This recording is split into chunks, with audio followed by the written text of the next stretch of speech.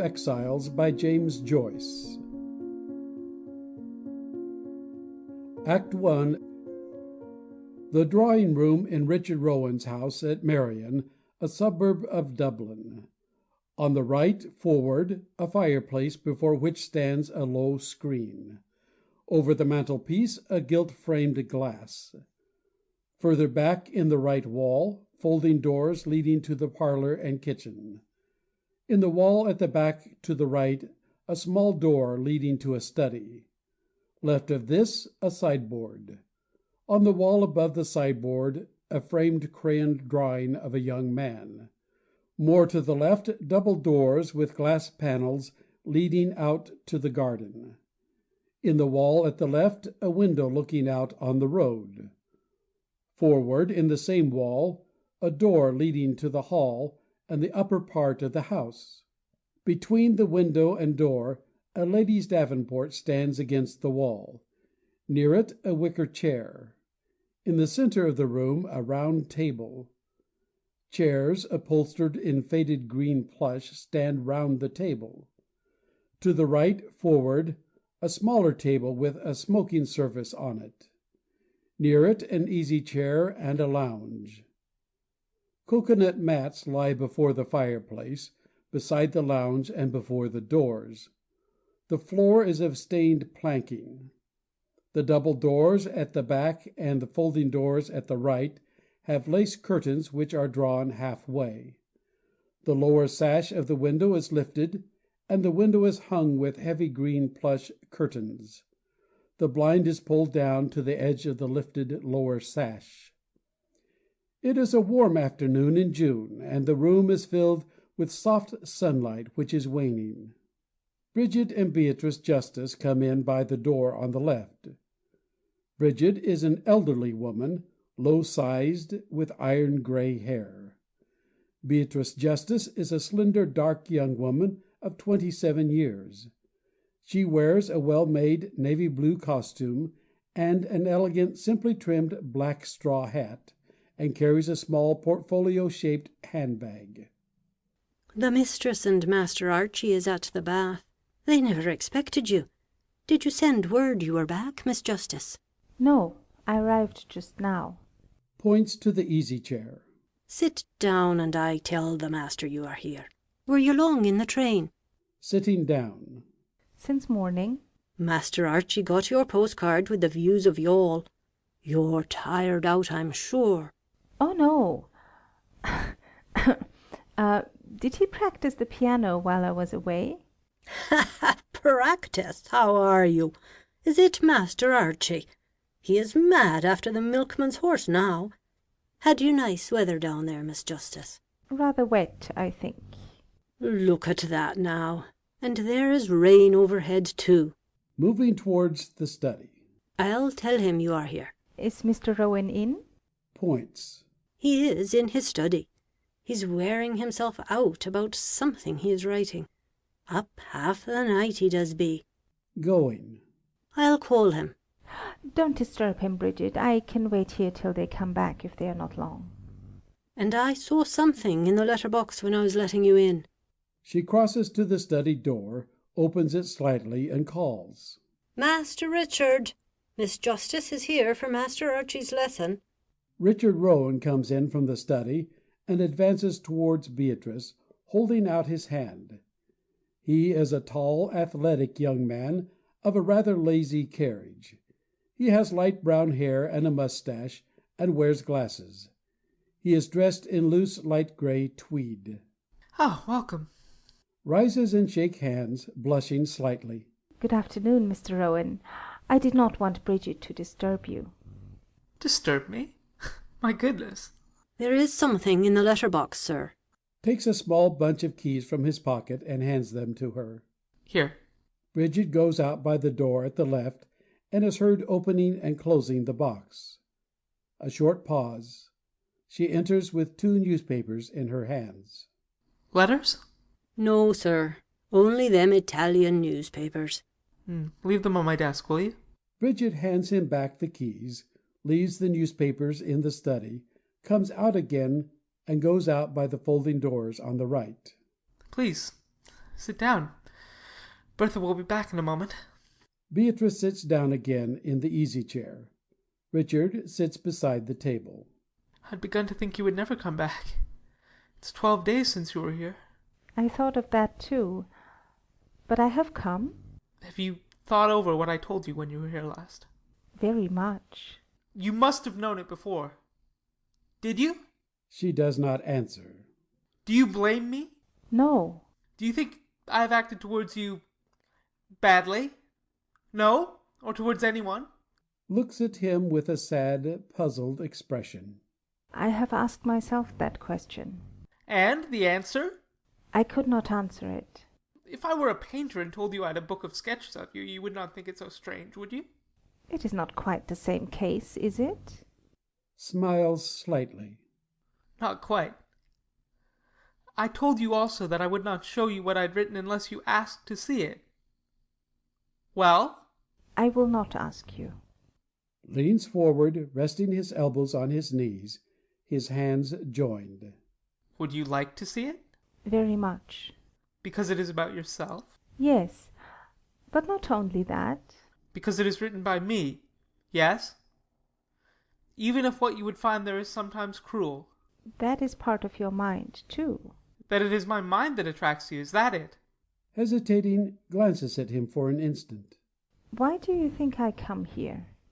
Why? Many reasons. To give Archie lessons. We have known one another so many years, from childhood. Robert, you and I, haven't we? You've always been interested in me, before I went away and while I was away. Then our letters to each other about my book. Now it's published. I'm here again. Perhaps you feel that some new thing is gathering in my brain. Perhaps you feel that you should know it. Is that the reason? No. Why, then? Otherwise I could not see you. She looks at him for a moment, and then turns aside quickly. Otherwise you could not see me. I had better go. They are not coming back. Rising. Mr. Rowan, I must go. Extending his arms. But you're running away. Remain. Tell me what your words mean. Are you afraid of me? Sinks back again. Afraid? No. Have you confidence in me? Do you feel that you know me? It is hard to know anyone but oneself. Hard to know me? I sent you from Rome the chapters of my book as I wrote them, and letters for 9 long years. Well, 8 years. Yes, it was nearly a year before your first letter came. It was answered at once by you, and from that on you have watched me in my struggle. Joins his hands earnestly. Tell me, Miss Justice, did you feel that what you read was written for your eyes, or that you inspired me? Shakes her head. I need not answer that question. What then? I cannot say it. You yourself must ask me, Mr. Rowan. Then that I expressed in those chapters and letters, and in my character and life as well, something in your soul which you could not. Pride or scorn. Could not? Leans towards her. Could not because you dared not. Is that why? Bends her head. Yes. On account of others or for want of courage? Which? Courage. And so you have followed me with pride and scorn also in your heart. And loneliness. She leans her head on her hand, averting her face. Richard rises and walks slowly to the window on the left. He looks out for some moments, and then returns towards her, crosses to the lounge, and sits down near her. Do you love him still? I do not even know. It was even that made me so reserved with you. Then, even though I felt your interest in me, even though I felt that I too was something in your life. You were. Yet that separated me from you. I was a third person, I felt. Your names were always spoken together, Robert and Beatrice, as long as I can remember. It seemed to me, to everyone. We are first cousins. It is not strange that we were often together. He told me of your secret engagement with him. He had no secrets from me. I suppose you know that. What happened? between us is so long ago. I was a child. Smiles maliciously. A child? Are you sure? It was in the garden of his mother's house, no? He points towards the garden. Over there. You plighted your troth, as they say, with a kiss. And you gave him your garter. Is it allowed to mention that? If you think it worthy of mention. I think you've not forgotten it. Clasping his hands quietly. I do not understand it. I thought, too, that after I'd gone... Did my going make you suffer? I always knew you would go some day. I did not suffer, only I was changed. Towards him? Everything was changed. His life, his mind even, seemed to change after that. Yes. I saw that you had changed when I received your first letter after a year. After your illness, too. You even said so in your letter. It brought me near to death. It made me see things differently. And so, coldness began between you, little by little. Is that it? Half closing her eyes. No, not at once. I saw in him a pale reflection of you. Then that too faded. Of what good is it to talk now? But what is this that seems to hang over you? It can't be so tragic. Oh, not in the least tragic. I shall become gradually better, they tell me, as I grow older. As I did not die then, they tell me I shall probably live. I am given life and health again, when I cannot use them. I am convalescent.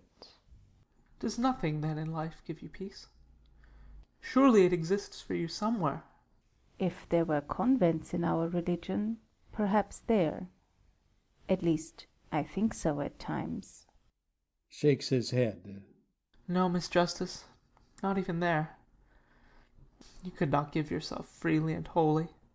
Looking at him. I would try. You would try, yes. You were drawn to him as your mind was drawn towards mine. You held back from him. From me, too, in a different way. You cannot give yourself freely and wholly. Joins her hands softly. It is a terribly hard thing to do, Mr. Rowan, to give oneself freely and wholly, and be happy. But do you feel that happiness is the best, the highest that we can know? I wish I could feel it. Leans back, his hands locked together behind his head. Oh, if you knew how I am suffering at this moment. Oh, for your case, too, but suffering most of all for my own. And how I pray that I may be granted again my dead mother's hardness of heart. For some help, within me or without, I must find, and find it I will. Beatrice rises, looks at him intently, and walks away toward the garden door. She turns with indecision, looks at him, and coming back, leans over the easy-chair. Did she send for you before she died, Mr. Rowan? Who? Your mother. Recovering himself, looks keenly at her for a moment. So that, too, was said of me here by my friends? That she sent for me before she died, and that I did not go? Yes. She did not. She died alone, not having forgiven me, and fortified by the rites of Holy Church. Mr. Rowan, why do you speak to me in such a way? Rises and walks nervously to and fro. And what I suffer at this moment you will say is my punishment. Did she write to you? I mean, before... Yes. A letter of warning, bidding me break with the past and remember her last words to me. And does death not move you, Mr. Rowan? It is an end. Everything else is so uncertain. While she lived, she turned aside from me and from mine. That is certain. From you and from... From Bertha and from me and from our child? And so I waited for the end, as you say. And it came. Covers her face with her hands. Oh, no. Surely no. How can my words hurt her poor body that rots in the grave? Do you think I do not pity her cold, blighted love for me? I fought against her spirit while she lived to the bitter end. He presses his hand to his forehead. It fights against me, still. In here. Oh, do not speak like that. Oh, she drove me away. On account of her I lived years in exile, and poverty too, or near it. I never accepted the doles she sent me through the bank. I waited too, not for her death, but for some understanding of me, her own son, her own flesh and blood. That never came. Not even after Archie. My son, you think? A child of sin and shame? Are you serious? She raises her face and looks at him. There were tongues here ready to tell her all, to embitter her withering mind still more against me and Bertha and our godless, nameless child. Holding out his hands to her. Could you not hear her mocking me while I speak? You must know the voice, surely, the voice that called you the black Protestant, the pervert's daughter? In any case, a remarkable woman. At least you are free now. Nods. Yes, she could not alter the terms of my father's will, nor live forever. With joined hands. They are both gone now, Mr. Rowan. They both loved you, believe me. Their last thoughts were of you. Approaching, touches her lightly on the shoulder, and points to the crayon drawing on the wall. Do you see him there, smiling and handsome? His last thoughts. I remember the night he died. I was a boy of 14, and he called me to his bedside. He knew I wanted to go to the theatre to hear Carmen. He told my mother to give me a shilling, and I kissed him and went. When I came home, he was dead. Those were his last thoughts, as far as I know. The hardness of heart you prayed for. That is my last memory of him. Is there not something sweet and noble in it? Mr. Rowan, something is on your mind to make you speak like this. Something has changed you since you came back 3 months ago. Gazing again at the drawing. He will help me, perhaps. My smiling, handsome father. A knock is heard at the hall door on the left. No, no. Not the smiler, Miss Justice. The old mother. It's her spirit I need. I'm going. Someone knocked. They have come back. No. No, Bertha has a key. It is he. At least, I'm going, whoever it is. He goes out quickly on the left, and comes back at once with his straw hat in his hand. He? Who? Oh, probably Robert. I'm going out through the garden. I cannot see him now. Say I've gone to the post. Goodbye. It is Robert you do not wish to see? For the moment, yes. This talk has upset me. Ask him to wait. You will come back? Please God. He goes out quickly through the garden. Beatrice makes as if to follow him, and then stops after a few paces. Brigid enters by the folding doors on the right, and goes out on the left. The hall door is heard opening. A few seconds after, Brigid enters with Robert Hand. Robert Hand is a middle-sized, rather stout man between 30 and 40. He is clean-shaven, with mobile features. His hair and eyes are dark, and his complexion sallow. His gait and speech are rather slow. He wears a dark blue morning suit, and carries in his hand a large bunch of red roses wrapped in tissue paper. Coming toward her with outstretched hand, which she takes. My dearest coz, Brigid told me you were here. I had no notion. Did you send mother a telegram? Gazing at the roses. No. Following her gaze. You are admiring my roses. I brought them to the mistress of the house. I'm afraid they're not nice. Oh, they are lovely, sir. The mistress will be delighted with them. Lays the roses carelessly on a chair out of sight. Is nobody in? Yes, sir. Sit down, sir. They'll be here now any moment. The master was here. She looks about her, and with a half-curtsy goes out on the right. How are you, Beatty? And how are all down in Youghal? As dull as ever? They were well when I left. Oh, but I'm sorry I did not know you were coming. I would have met you at the train. Why did you do it? You have some queer ways about you, Beatty, haven't you? Thank you, Robert. I'm quite used to getting about alone. Yes, but I mean to say, oh well, you have arrived in your own characteristic way. A noise is heard at the window, and a boy's voice is heard calling, Mr. Hand! Robert turns. By Jove, Archie, too, is arriving in a characteristic way. Archie scrambles into the room through the open window on the left, and then rises to his feet, flushed and panting. Archie is a boy of 8 years, dressed in white breeches, jersey, and cap. He wears spectacles, has a lively manner, and speaks with a slight trace of a foreign accent. Going towards him. Goodness gracious, Archie! What is the matter? Rising, out of breath. Oh, I ran all the avenue. Smiles and holds out his hand. Good evening, Archie. Why did you run? Shakes hands. Good evening. We saw you on the top of the tram, and I shouted, Mr. Hand, but you did not see me. But we saw you, Mamma and I. She'll be here in a minute. I ran. Holding out her hand. And poor me! Shakes hands somewhat shyly. Good evening, Miss Justice. Were you disappointed that I did not come last Friday for the lesson? Glancing at her, smiles. No. Glad? But today it is too late. A very short lesson? Yes. But now you must study, Archie. Were you at the bath? Yes. Are you a good swimmer now? Leans against the davenport.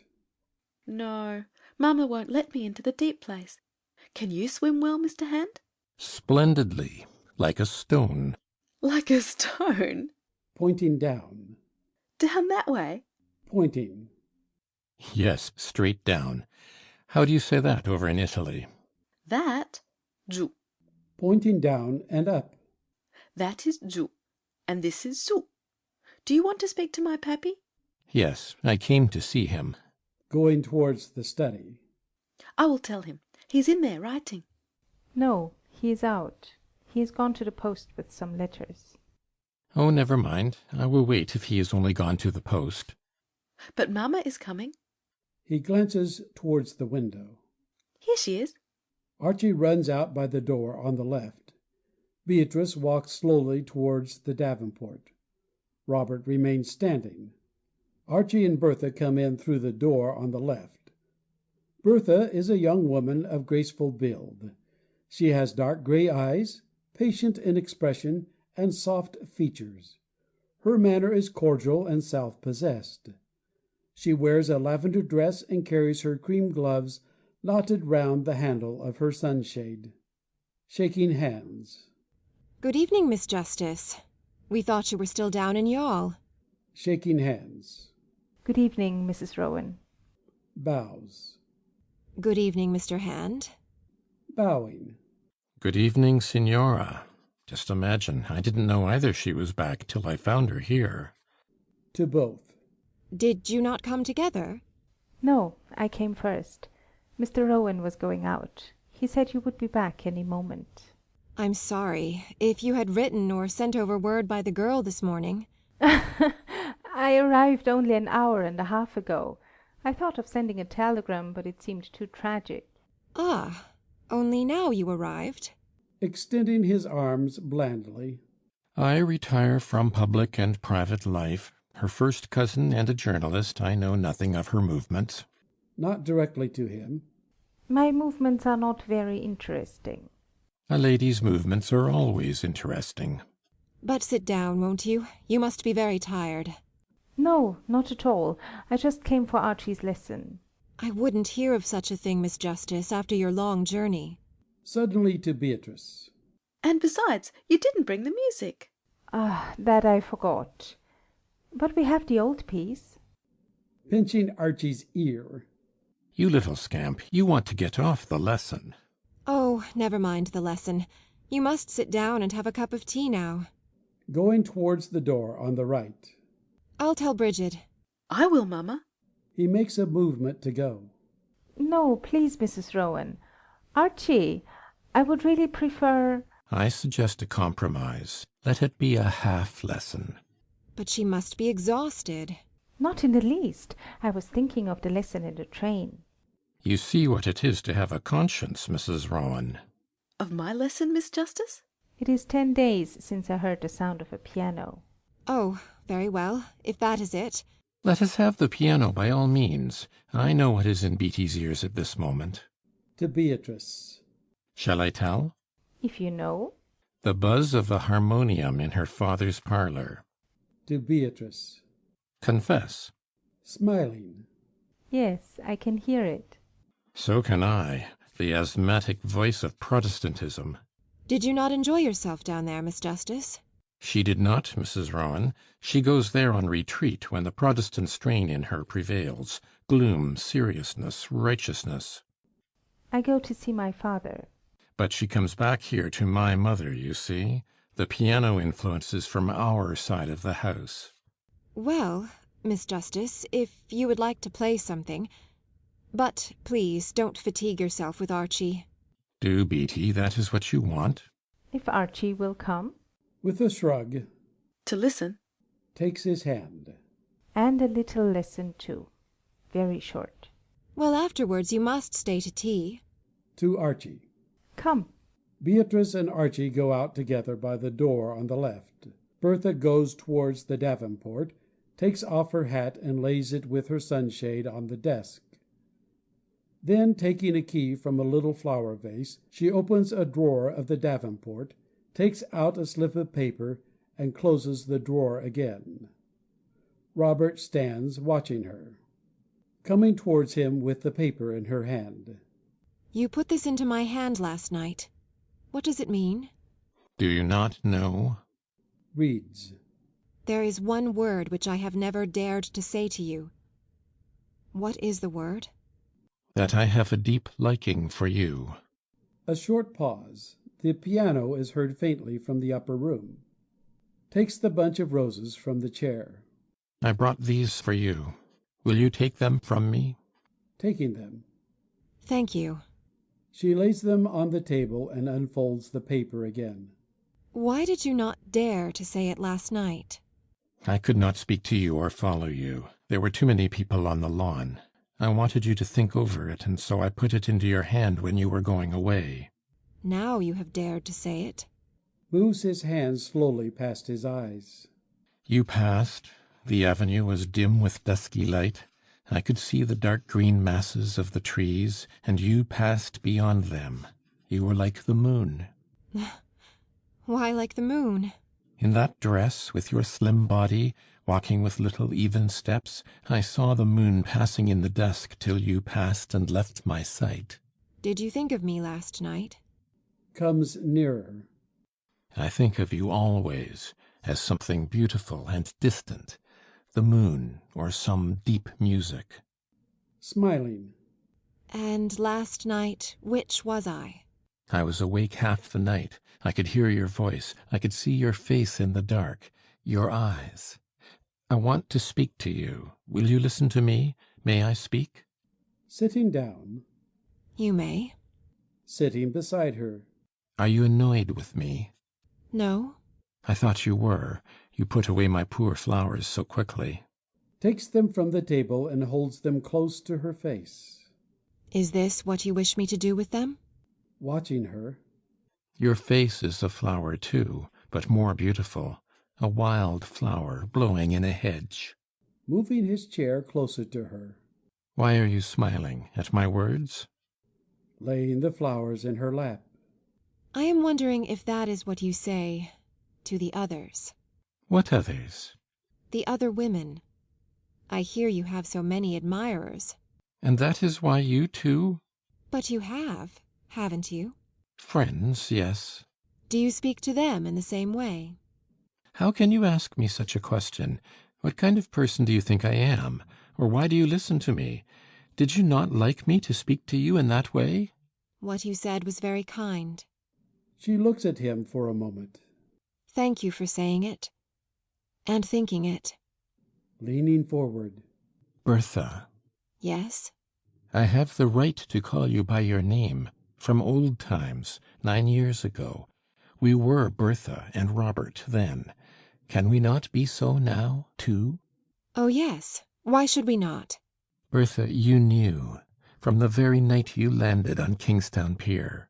It all came back to me then. And you knew it. You saw it. No, not that night. When? The night we landed I felt very tired and dirty. Shaking her head. I did not see it in you that night. Smiling. Tell me, what did you see that night, your very first impression? Knitting her brows. You were standing with your back to the gangway, talking to two ladies. To two plain middle-aged ladies, yes. I recognized you at once. And I saw that you had got fat. Takes her hand. And this poor fat Robert, do you dislike him then so much? Do you disbelieve all he says? I think men speak like that to all women whom they like or admire. What do you want me to believe? All men, Bertha? I think so. I too? Yes, Robert. I think you too. All then, without exception, or with one exception? Or is he too, Richard too, like us all, in that at least, or different? Looks into his eyes. Different. Are you quite sure, Bertha? A little confused, tries to withdraw her hand. I have answered you. Bertha, may I kiss your hand?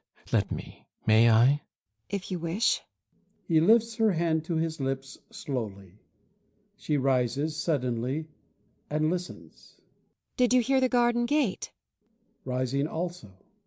No. A short pause. The piano can be heard faintly from the upper room. Do not go away. You must never go away now. Your life is here. I came for that too today, to speak to him, to urge him to accept this position. He must, and you must persuade him to. You have a great influence over him. You want him to remain here? Yes. Why? For your sake, because you are unhappy so far away. For his too, because he should think of his future. Do you remember what he said when you spoke to him last night? About... Yes, he quoted the Our Father about our daily bread. He said that to take care for the future is to destroy hope and love in the world. Do you not think he is strange? In that, yes. A little mad? Comes closer. No, he is not. Perhaps we are. Why, do you? I ask you because you are intelligent. You must not go away. I will not let you. Looks full at him. You? Those eyes must not go away. He takes her hands. May I kiss your eyes? Do so. He kisses her eyes and then passes his hand over her hair. Little Bertha. Smiling. But I am not so little. Why do you call me little? Little Bertha. One embrace? He puts his arm around her. Look into my eyes again. Looks. I can see the little gold spots. So many you have. Your voice. Give me a kiss with your mouth. Take it. I am afraid. He kisses her mouth and passes his hand many times over her hair. At last I hold you in my arms. And are you satisfied? Let me feel your lips touch mine. And then you will be satisfied? Your lips, Bertha.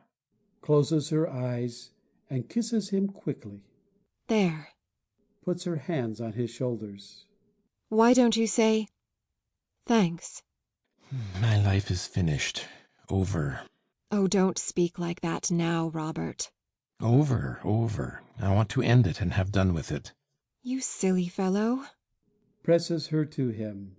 To end it all, death, to fall from a great high cliff, down, right down into the sea. Please, Robert. Listening to music and in the arms of the woman I love. The sea, music, and death. Looks at him for a moment. The woman you love? I want to speak to you, Bertha. Alone, not here. Will you come? With downcast eyes. I too want to speak to you. Yes, dear, I know. He kisses her again. I will speak to you, tell you all then. I will kiss you then, long, long kisses, when you come to me. Long, long, sweet kisses. Where? your eyes, your lips, all your divine body. Repelling his embrace, confused. I meant, where do you wish me to come? To my house, not my mother's over there. I will write the address for you. Will you come? When? Tonight, between 8 and 9. Come, I will wait for you tonight, and every night. You will? He kisses her with passion, holding her head between his hands. After a few instants, she breaks from him. He sits down, listening. The gate opened. I will wait for you. He takes the slip from the table. Bertha moves away from him slowly. Richard comes in from the garden. Advancing, takes off his hat. Good afternoon. Rises with nervous friendliness. Good afternoon, Richard. At the table, taking the roses. Look what lovely roses Mr. Hand brought me. I am afraid they are overblown. Excuse me for a moment, will you? He turns and goes into his study quickly. Robert takes a pencil from his pocket and writes a few words on the slip, then hands it quickly to Bertha. The address. Take the tram at Lansdowne Road and ask to be let down near there. Takes it. I promise nothing. I will wait. Richard comes back from the study. Going. I must put these roses in water. Handing her his hat. Yes, do. And please put my hat on the rack. Takes it. So, I will leave you to yourselves for your talk. Looking round. Do you want anything? Cigarettes? Thanks. We have them here. Then I can go. She goes out on the left with Richard's hat, which she leaves in the hall, and returns at once. She stops for a moment at the davenport, replaces the slip in the drawer, locks it, and replaces the key, and taking the roses, goes towards the right. Robert precedes her to open the door for her. She bows and goes out. Points to the chair near the table on the right. Your place of honor? Sits down. Thanks. Passing his hand over his brow. Good Lord, how warm it is today. The heat pains me here in the eye. The glare. The room's rather dark, I think, with the blind down, but if you wish. Not at all. I know what it is, the result of night work. Sits on the lounge. Must you? Yes. I must see part of the paper through every night, and then my leading articles. We are approaching a difficult moment, and not only here. Have you any news? Yes, I want to speak to you seriously. Today may be an important day for you, or rather tonight. I saw the Vice-Chancellor this morning. He has the highest opinion of you, Richard. He has read your book, he said. Did he buy it or borrow it? Bought it, I hope. I shall smoke a cigarette. 37 copies have now been sold in Dublin. He takes a cigarette from the box on the table and lights it. Well, the matter is closed for the present. You have your iron mask on today. Smoking. Let me hear the rest. Richard, you are too suspicious. It is a defect in you. He assured me he has the highest possible opinion of you, as everyone has. You are the man for the post, he says. In fact, he told me that if your name goes forward, he will work might and main for you with the Senate, and I will do my part, of course, in the press and privately. I regard it as a public duty. The chair of Romance literature is yours by right, as a scholar, as a literary personality. The conditions? Conditions? You mean about the future? Oh, I mean about the past. That episode in your past is forgotten. An act of impulse. We are all impulsive. Looks fixedly at him. You called it an act of folly, then? 9 years ago, you told me I was hanging a weight about my neck. I was wrong. Here is how the matter stands, Richard. Everyone knows that you ran away years ago with a young girl, how shall I put it, with a young girl not exactly your equal. Excuse me, Richard, that is not my opinion nor my language. I am simply using the language of people whose opinions I don't share. Writing one of your leading articles, in fact. Put it so. Well, it made a great sensation at the time, a mysterious disappearance. My name was involved, too, as best man, let us say, on that famous occasion. Of course, they think I acted from a mistaken sense of friendship. Well, all that is known. But What happened afterwards is not known.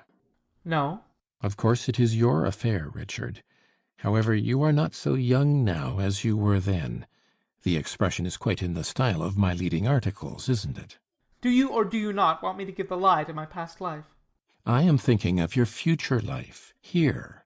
I understand your pride and your sense of liberty. I understand their point of view also. However, there is a way out. It is simply this. Refrain from contradicting any rumors you may hear concerning what happened or did not happen after you went away. Leave the rest to me. You will set these rumors afloat? I will, God help me. Observing him. For the sake of social conventions? For the sake of something else, too, our friendship, our lifelong friendship. Thanks. And I will tell you the whole truth. Smiles and bows. Yes. Do, please. Not only for your sake, also for the sake of your present partner in life. I see. He crushes his cigarette softly on the ashtray and then leans forward, rubbing his hands slowly. Why for her sake? Also leans forward quietly. Richard, have you been quite fair to her? It was her own free choice, you will say, but was she really free to choose? She was a mere girl. She accepted all that you proposed. Smiles. That's your way of saying that she proposed what I would not accept. Nods. I remember.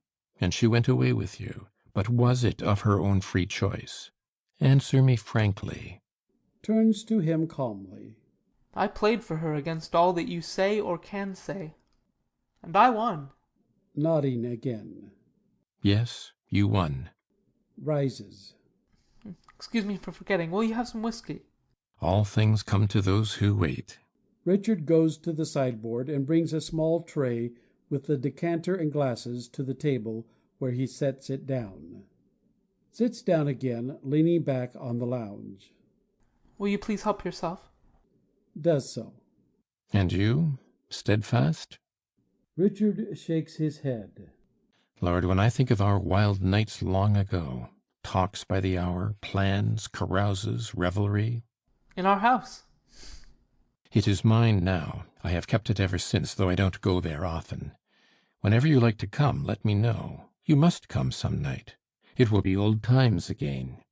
He lifts his glass and drinks. Prosit. It was not only a house of revelry. It was to be the hearth of a new life. And in that name, all our sins were committed. Sins? Drinking and blasphemy? He points. By me? And drinking and heresy, much worse. He points again. By you? Are those the sins you mean? And some others. You mean the women. I have no remorse of conscience. Maybe you have. We had 2 keys on those occasions. Have you? For you, it was all quite natural? For me, it is quite natural to kiss a woman whom I like. Why not? She is beautiful for me. Toying with the lounge cushion. Do you kiss everything that is beautiful for you? Everything, if it can be kissed. He takes up a flat stone which lies on the table. This stone, for instance, it is so cool, so polished, so delicate, like a woman's temple. It is silent, it suffers our passion, and it is beautiful. He places it against his lips. And so I kiss it because it is beautiful. And what is a woman? A work of nature too, like a stone or a flower or a bird. A kiss is an act of homage. It's an act of union between man and woman. Even if we are often led to desire through the sense of beauty, can you say that the beautiful is what we desire? Pressing the stone to his forehead. You will give me a headache if you make me think today. I cannot think today. I feel too natural, too common.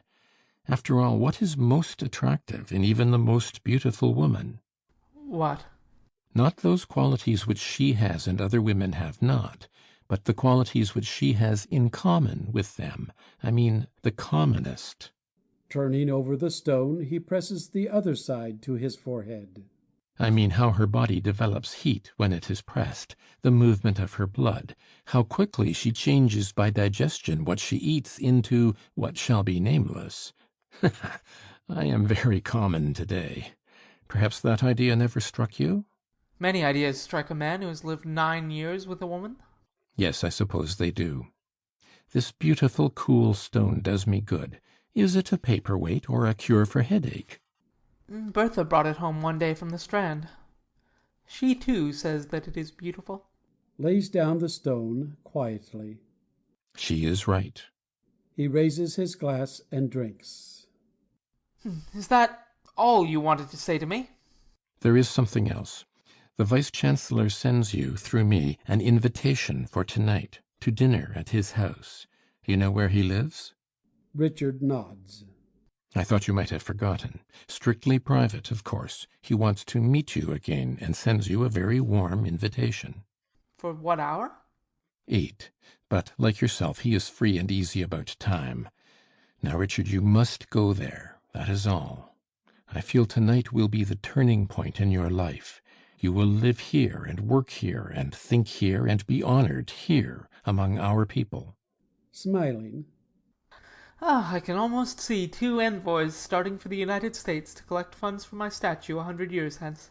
Once I made a little epigram about statues. All statues are of 2 kinds. He folds his arms across his chest. The statue which says, "How shall I get down?" and the other kind. He unfolds his arms and extends his right arm, averting his head. The statue which says, "In my time the dunghill was so high." The second one for me, please. Will you give me one of those long cigars of yours? Richard selects a Virginia cigar from the box on the table and hands it to him with the straw drawn out. Lighting it. These cigars Europeanize me. If Ireland is to become a new Ireland, she must first become European. And that is what you are here for, Richard. Some day we shall have to choose between England and Europe. I am a descendant of the dark foreigners. That is why I like to be here. I may be childish, but where else in Dublin can I get a bandit cigar like this or a cup of black coffee? The man who drinks black coffee is going to conquer Ireland. And now I will take just a half measure of that whiskey, Richard, to show you there is no ill feeling. Points. Help yourself. Does so. Thanks. He drinks and goes on as before. Then you yourself, the way you loll on that lounge. Then your boy's voice, and also Bertha herself. Do you allow me to call her that, Richard? I mean, as an old friend of both of you? Oh, why not? You have that fierce indignation which lacerated the heart of Swift. You have fallen from a higher world, Richard, and you are filled with fierce indignation when you find that life is cowardly and ignoble. While shall I tell you? By all means. I have come up from a lower world, and I am filled with astonishment when I find that people have any redeeming virtue at all. Stirs up suddenly and leans his elbows on the table. You're my friend, then? I fought for you all the time you were away. I fought to bring you back. I fought to keep your place for you here. I will fight for you still, because I have faith in you, the faith of a disciple in his master. I cannot say more than that. It may seem strange to you. Give me a match. Lights and offers him a match. There is a faith still stranger than the faith of the disciple in his master. And that is?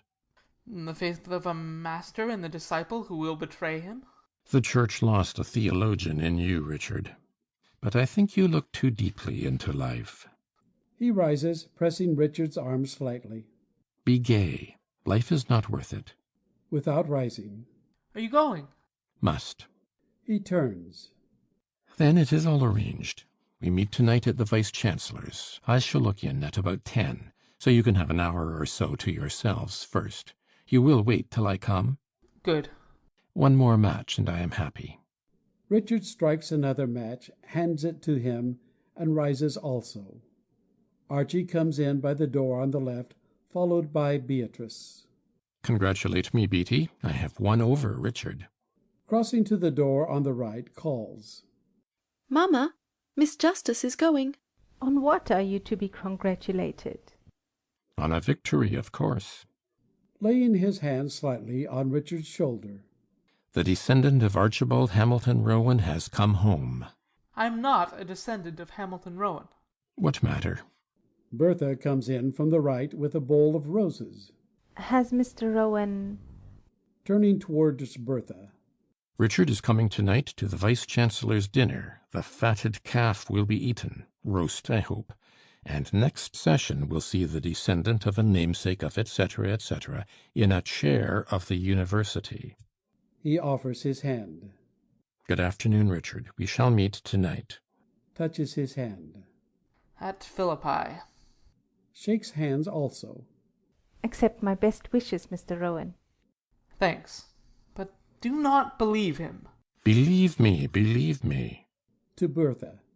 Good afternoon, Mrs. Rowan. Shaking hands candidly. I thank you too. To Beatrice. You won't stay to tea, Miss Justice?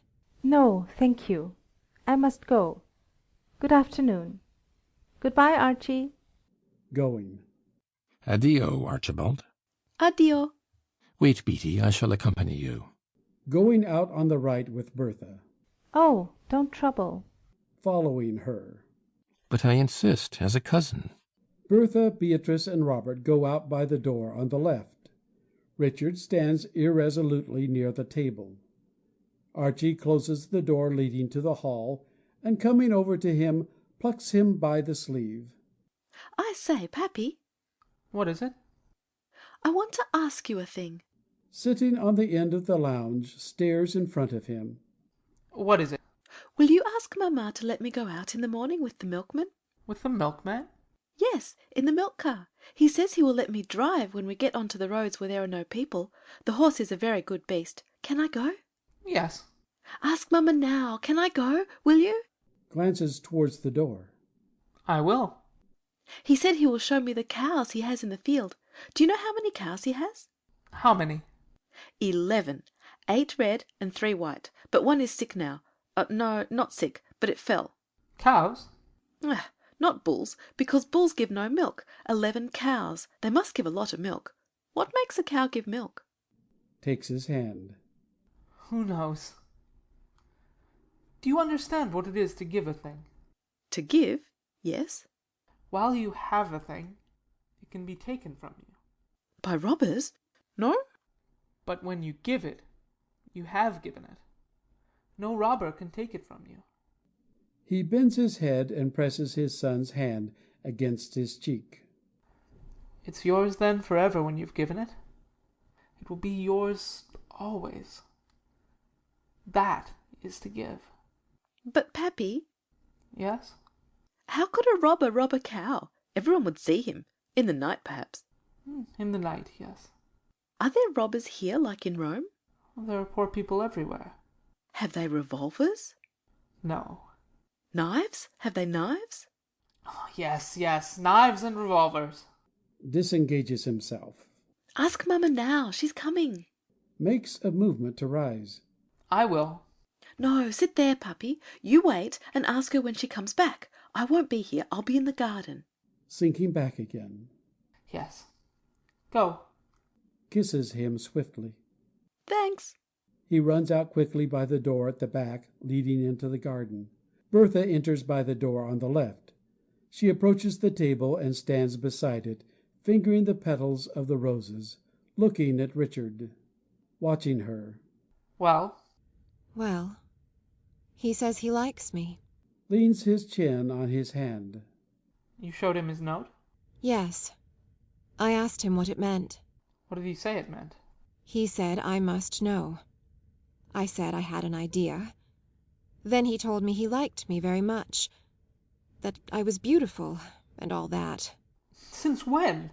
Since when what? Since when did he say he liked you? Always, he said. But more since we came back.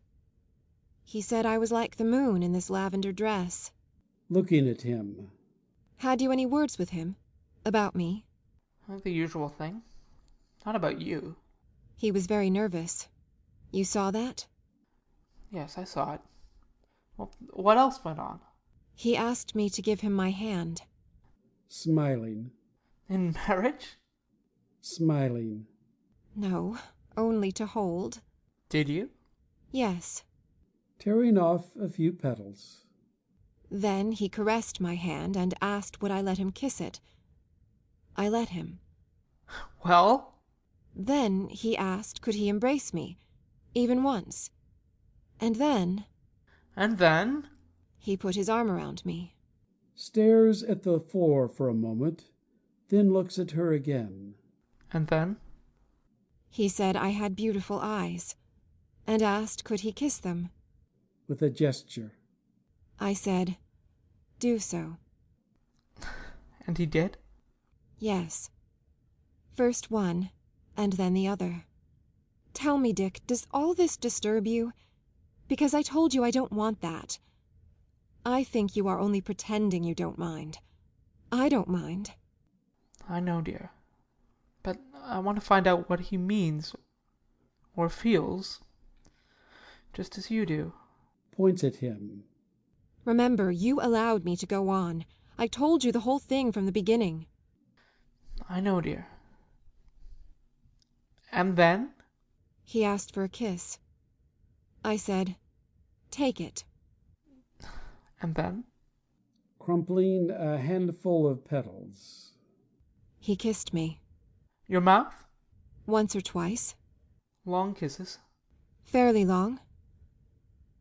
Yes, the last time. Rubs his hand slowly, then. With his lips? Or the other way? Yes, the last time. Did he ask you to kiss him? He did. Did you? Hesitates, then looking straight at him. I did. I kissed him. What way? With a shrug. Oh, simply. Were you excited? Well, you can imagine. Frowning suddenly. Not much. He has not nice lips. Still, I was excited, of course. But not like with you, Dick. Was he? Excited? Yes, I think he was. He sighed. He was dreadfully nervous. Resting his forehead on his hand. I see. Crosses towards the lounge and stands near him. Are you jealous? No. You are, Dick. I am not. Jealous of what? Because he kissed me. Looks up. Is that all? Yes, that's all. Except that he asked me would I meet him. Out somewhere? No, in his house. Over there with his mother, is it? No, a house he has. He wrote the address for me. She goes to the desk, takes the key from the flower vase, unlocks the drawer, and returns to him with the slip of paper.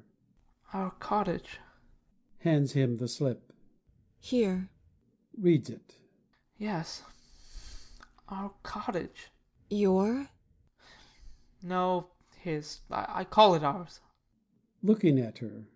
The cottage I told you about so often. That we had the 2 keys for, he and I. It's his now. Where we used to hold our wild nights, talking, drinking, planning. At that time. Wild nights, yes. He and I together. He throws the slip on the couch and rises suddenly. And sometimes I alone. Stares at her. But not quite alone. I told you, you remember? That place? Walks away from her a few paces and stands still, thinking, holding his chin. Yes? Taking up the slip again. Where is it? Do you not know? He told me to take the tram at Lansdowne Road and to ask the man to let me down there. Is it a bad place? Oh, no. Cottages. He returns to the lounge and sits down. Well, what answer did you give? No answer. He said he would wait. Tonight? Every night, he said. Between 8 and 9. So I'm to go to the interview. The professor. About the appointment I'm to beg for. Looking at her.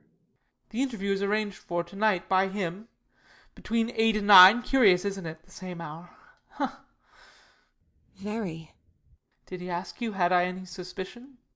No. Did he mention my name? No. Not once? Not that I remember. Bounding to his feet. Oh, yes, quite clear. What? Striding to and fro. A liar, a thief, and a fool. Quite clear. A common thief.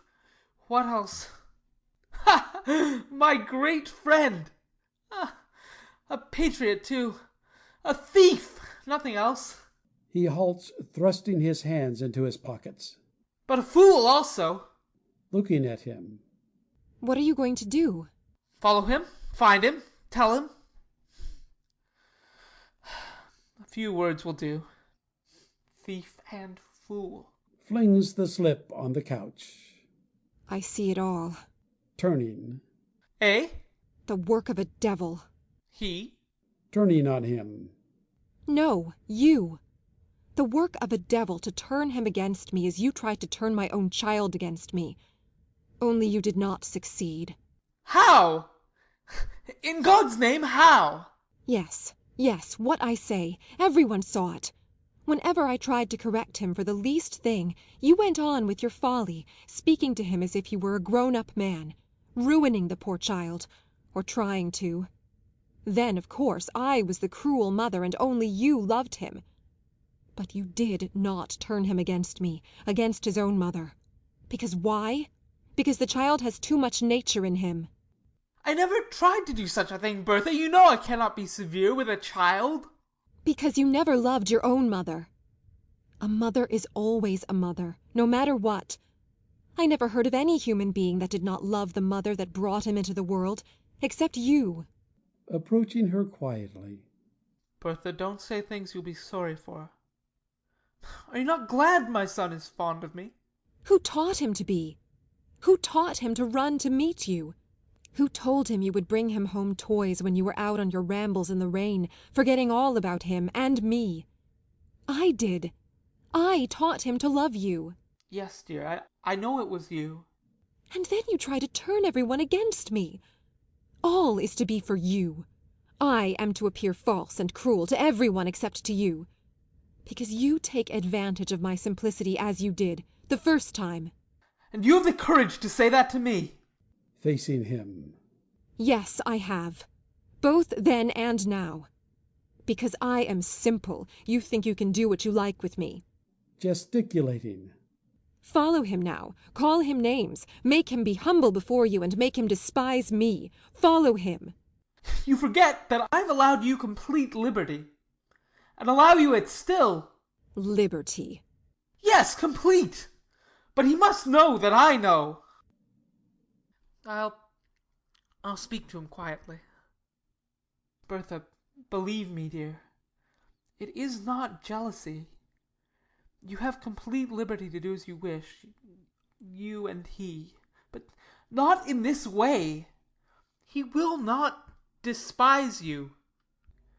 You don't wish to deceive me, or to pretend to deceive me with him, do you? No, I do not. Looking full at him. Which of us two is the deceiver? Of us. You and me. I know why you have allowed me what you call complete liberty. Why? To have complete liberty with that girl. But good God, you knew about that this long time. I never hid it. You did. I thought it was a kind of friendship between you. Till we came back, and then I saw. So it is, Bertha. Shakes her head. No, it is much more. And that is why you give me complete liberty. All those things you sit up at night to write about. Pointing to the study. In there. About her. You call that friendship? Believe me, Bertha, dear. Believe me as I believe you. With an impulsive gesture. My God, I feel it. I know it. What else is between you but love? You're trying to put that idea into my head, but I warn you that I don't take my ideas from other people. It is. It is. And that is why you allow him to go on. Of course, it doesn't affect you. You love her. Love! Throws out his hands with a sigh and moves away from her. I can't argue with you. You can't because I am right. Following him for a few steps. What would anyone say? Turns to her. Do you think I care? But I care. What would he say if he knew? You who talk so much of the high kind of feeling you have for me, expressing yourself in that way to another woman. If he did it, or other men, I could understand because they are false pretenders. But you, Dick, why do you not tell him then? You can if you like. I will. Certainly I will. He will explain it to you. He doesn't say one thing and do another. He is honest, in his own way. Plucks one of the roses and throws it at her feet. Ah, he is indeed. The soul of honour. You may make fun of him as much as you like. I understand more than you think about that business, and so will he. Writing those long letters to her for years, and she to you. For years! But since I came back, I understand it. Well. You do not. Nor would he. Of course. Neither he nor I can understand it. Only she can. Because it is such a deep thing. Neither he nor you, nor she either. Not any one of you. She will. She will understand it. The diseased woman. She turns away and walks over to the little table on the right. Richard restrains a sudden gesture. A short pause. Bertha, take care of uttering words like that. I don't mean any harm. I feel for her more than you can because I am a woman. I do, sincerely. But what I say is true. Is it generous? Think. Pointing towards the garden. It is she who is not generous. Remember now what I say. What? Comes nearer. You have given that woman very much, Dick. And she may be worthy of it. And she may understand it all, too. I know she is that kind. Do you believe that? I do. But I believe you will get very little from her in return, or from any of her clan. Remember my words, Dick. Because she is not generous, and they are not generous. Is it all wrong what I am saying? Is it? No. Not all. She stoops and picking up the rose from the floor, places it in the vase again. He watches her. Brigid appears at the folding doors on the right. The tea is on the table, ma'am. Very well. Is Master Archie in the garden? Yes. Call him in. Brigid crosses the room and goes out into the garden. Bertha goes towards the doors on the right. At the lounge, she stops and takes up the slip. In the garden. Master Archie, you are to come in to your tea. Am I to go to this place? Do you want to go? I want to find out what he means. Am I to go? Why do you ask me? Decide yourself. Do you tell me to go? No. Do you forbid me to go? No. From the garden. Come quickly, Master Archie. Your tea is waiting on you. Brigid crosses the room and goes out through the folding doors. Bertha folds the slip into the waist of her dress and goes slowly towards the right. Near the door she turns and halts. Tell me not to go, and I will not. Without looking at her. Decide yourself. Will you blame me then? No, no. I will not blame you. You're free. I cannot blame you. Archie appears at the garden door. I did not deceive you. She goes out through the folding doors. Richard remains standing at the table. Archie, when his mother has gone, runs down to Richard. Well, did you ask her? What? Can I go? Yes. In the morning? She said yes. Yes. In the morning. He puts his arm round his son's shoulders and looks down at him fondly. End of Act 1. Act 2. A room in Robert Hand's cottage at Ranelagh. On the right, forward, a small black piano, on the rest of which is an open piece of music. Farther back, a door leading to the street door. In the wall, at the back, folding doors, draped with dark curtains, leading to a bedroom. Near the piano a large table on which is a tall oil lamp with a wide yellow shade. Chairs upholstered near this table. A small card table more forward. Against the back wall a bookcase. In the left wall back a window looking out into the garden, and forward a door and porch, also leading to the garden.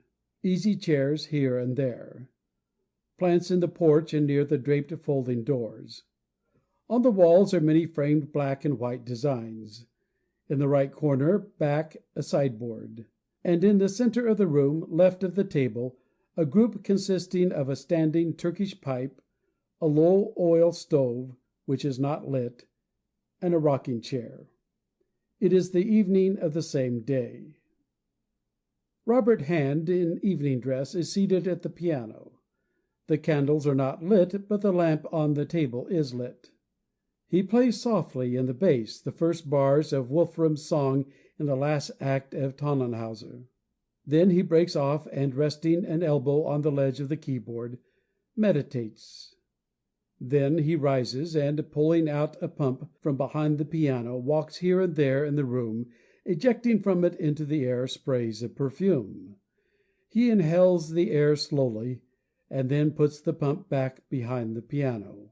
He sits down on a chair near the table, smoothing his hair carefully, sighs once or twice, then, thrusting his hands into his trousers pockets, he leans back, stretches out his legs, and waits. A knock is heard at the street door. He rises quickly. Bertha. He hurries out the door on the right. There is a noise of confused greeting. After a few moments, Robert returns, followed by Richard Rowan, who is in grey tweeds as before, but holds in one hand a dark felt hat and in the other an umbrella. First of all, let me put these outside. He takes the hat and umbrella, leaves them in the hall, and returns, pulling round a chair. Here you are. You were lucky to find me in. Why didn't you tell me today? You are always a devil for surprises. I suppose my evocation of the past was too much for your wild blood. See how artistic I have become. He points to the walls. The piano is an addition since your time. I was just strumming out Wagner when you came, killing time. You see, I am ready for the fray. I was just wondering how you and the Vice-Chancellor were getting on together. But are you going in that suit? Oh, well, it doesn't make much odds, I suppose. But how goes the time? He takes out his watch. 8:20 already, I declare. Have you an appointment? Suspicious to the last. Then I may sit down. Of course, of course. They both sit down. For a few minutes, anyhow. Then we can both go on together. We are not bound for time. Between 8 and 9, he said, didn't he? What time is it, I wonder? Is about to look again at his watch, then stops. 8:20, yes. Your appointment also was for the same hour. Here. What appointment? With Bertha. Stares at him. Are you mad? Are you? Who told you? She. Yes, I must have been mad. Listen to me, Richard. It is a great relief to me that you have come. The greatest relief. I assure you that ever since this afternoon I have thought and thought how I could break it off without seeming a fool. A great relief. I even intended to send word, a letter, a few lines. But then it was too late. Passes his hand over his forehead. Let me speak frankly with you. Let me tell you everything. I know everything. I have known for some time.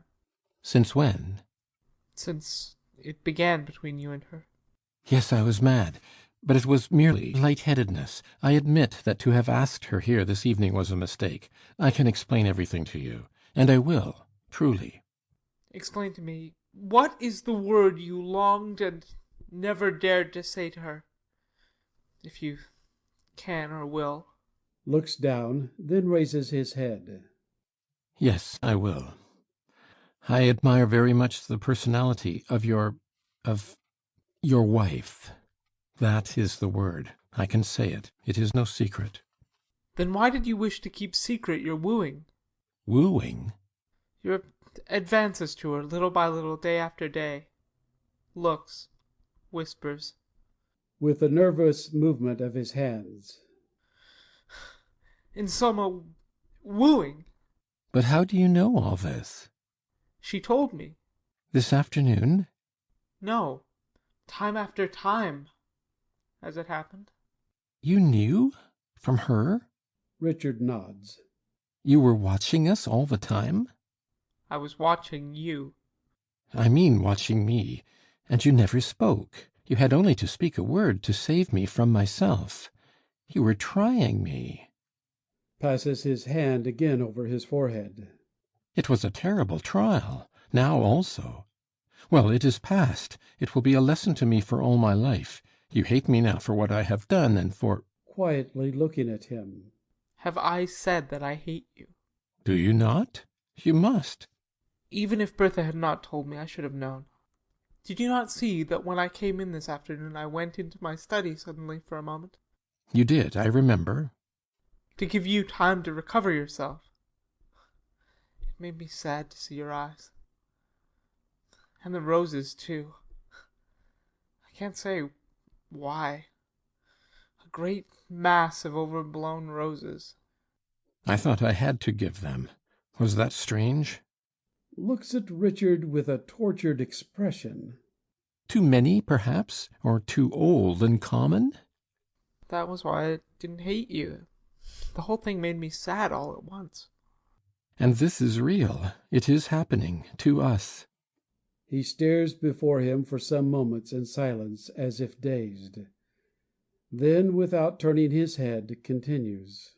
And she, too, was trying me, making an experiment with me, for your sake. Well, you know women better than I do. She says she felt pity for you. Pitied me because I am no longer an ideal lover. Like my roses, common, old. Like all men, you have a foolish, wandering heart. Well, you spoke at last. You chose the right moment. Leans forward. Robert, not like this. For us two? No. Years, a whole life of friendship. Think a moment. Since childhood, boyhood. No, no, not in such a way, like thieves at night. Glancing about him. And in such a place. No, Robert, that's not for people like us. What a lesson! Richard, I cannot tell you what a relief it is to me that you have spoken, that the danger is past. Yes, yes. Because there was some danger for you, too, if you think. Was there not? What danger? I don't know. I mean, if you had not spoken, if you had watched and waited on until... Until? Until I had come to like her more and more, because I can assure you it is only a light-headed idea of mine, to like her deeply, to love her. Would you have spoken to me then as you have just now? It would have been different, would it not? For then it might have been too late, while it is not too late now. What could I have said then? I could have said only, "You are my friend, my dear good friend. I am very sorry, but I love her." With a sudden fervent gesture. I love her, and I will take her from you, however I can, because I love her. They look at each other for some moments in silence. That's the language I've heard often and never believed in. Do you mean by stealth or by violence? Steal you could not in my house, because the doors were open. Nor take by violence if there were no resistance. You forget that the kingdom of heaven suffers violence, and the kingdom of heaven is like a woman. Smiling. Go on. Do you think you have rights over her heart? None. For what you have done for her? So much? You claim nothing? Nothing. After a pause, strikes his forehead with his hand. What am I saying, or what am I thinking? I wish you would upbraid me, curse me, hate me as I deserve. You love this woman. I remember all you told me long ago. She is yours, your work. And that is why I, too, was drawn to her. You are so strong that you attract me even through her. I'm weak. You, Richard? You are the incarnation of strength. Holds out his hands. Feel those hands. Taking his hands. Yes, mine are stronger, but I meant strength of another kind. I think you would try to take her by violence. He withdraws his hands slowly. Those are moments of sheer madness when we feel an intense passion for a woman. We see nothing, we think of nothing, only to possess her. Call it brutal, bestial, what you will. I'm afraid that longing to possess a woman is not love.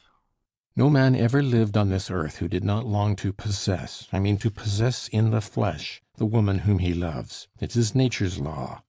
What's that to me? Did I vote it? But if you love, what else is it? To wish her well. But the passion which burns us night and day to possess her, you feel it as I do, and it is not what you said now. Have you the luminous certitude that yours is the brain in contact with which she must think and understand? And that yours is the body in contact with which her body must feel? Have you this certitude in yourself? Have you? Once I had it, Robert. A certitude as luminous as that of my own existence. Or an illusion is luminous. And now? If you had it, and I could feel that you had it, even now. What would you do? Go away. You and not I would be necessary to her. Alone as I was before I met her. Rubs his hands nervously. A nice little load on my conscience. You met my son when you came to my house this afternoon. He told me. What did you feel? Pleasure. Nothing else? Nothing else, unless I thought of two things at the same time. I am like that. If my best friend lay in his coffin and his face had a comic expression, I should smile. With a little gesture of despair. I am like that. But I should suffer, too, deeply. You spoke of conscience. Did he seem to you a child only? Or an angel? Shakes his head. No, neither an angel nor an Anglo-Saxon. Two things, by the way, for which I have very little sympathy. Never then? Never even with her? Tell me, I wish to know. I feel in my heart something different. I believe that on the last day, if it ever comes, when we are all assembled together, that the Almighty will speak to us like this. We will say that we lived chastely with one other creature. Lie to him? Or that we tried to, and he will say to us, "Fools, who told you that you were to give yourselves to one being only? You were made to give yourselves to many freely. I wrote that law with my finger on your hearts." On a woman's heart, too? Yes. Can we close our heart against an affection which we feel deeply? Should we close it? Should she? We're speaking of bodily union. Affection between man and woman must come to that. We think too much of it because our minds are warped. For us today it is of no more consequence than any other form of contact, than a kiss. Well, if it's of no consequence, why are you dissatisfied till you reach that end? Why were you waiting here tonight? Passion tends to go as far as it can, but, you may believe me or not, I had not that in my mind, to reach that end. Reach it if you can. I'll use no arm against you that the world puts in my hand. If the law which God's finger has written on our hearts is the law you say, I too am God's creature. He rises and paces to and fro some moments in silence. Then he goes towards the porch and leans against the jamb. Robert watches him. I always felt it, in myself and in others. Yes? With a vague gesture. For all. That a woman, too, has the right to try with many men until she finds love. An immoral idea, is it not? I wanted to write a book about it. I began it. Yes? Because I knew a woman who seemed to me to be doing that, carrying out that idea in her own life. She interested me very much. When was this? No, not lately, when you were away. Richard leaves his place rather abruptly, and again paces to and fro. You see, I am more honest than you thought. I wish you had not thought of her now, whoever she was, or is. She was and is the wife of a stockbroker. Turning. You know him? Intimately.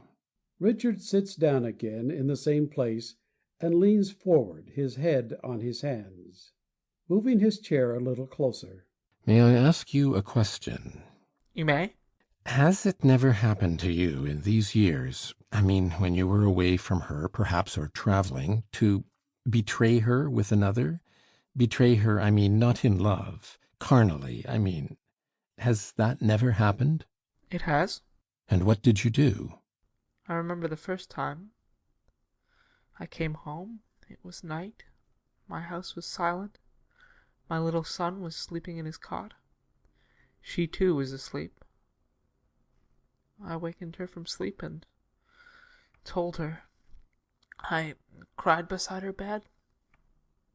I pierced her heart. Oh, Richard, why did you do that? Betray her? No, but tell her. Waken her from sleep to tell her. It was piercing her heart. She must know me as I am. But that is not you as you are. A moment of weakness. And I was feeding the flame of her innocence with my guilt. Oh, don't talk of guilt and innocence. You have made her all that she is, a strange and wonderful personality, in my eyes at least. Or I've killed her. Killed her? The virginity of her soul. Well lost. What would she be without you? I tried to give her a new life. And you have, a new and rich life. Is it worth what I've taken from her? Her girlhood, her laughter, her young beauty, the hopes in her young heart? Yes, well worth it. He looks at Richard for some moments in silence. If you had neglected her, lived wildly, brought her away so far only to make her suffer... He stops. Richard raises his head and looks at him. If I had?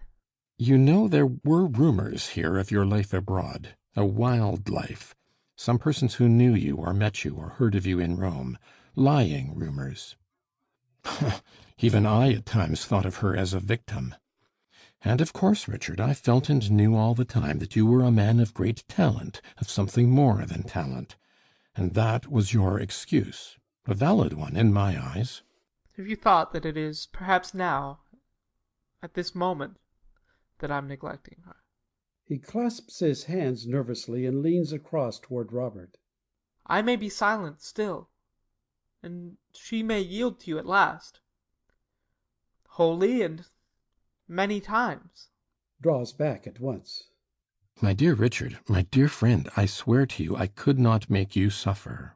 You may then know in soul and body in 100 forms, and ever restlessly, what some old theologian, Duns Scotus, I think, called a death of the spirit.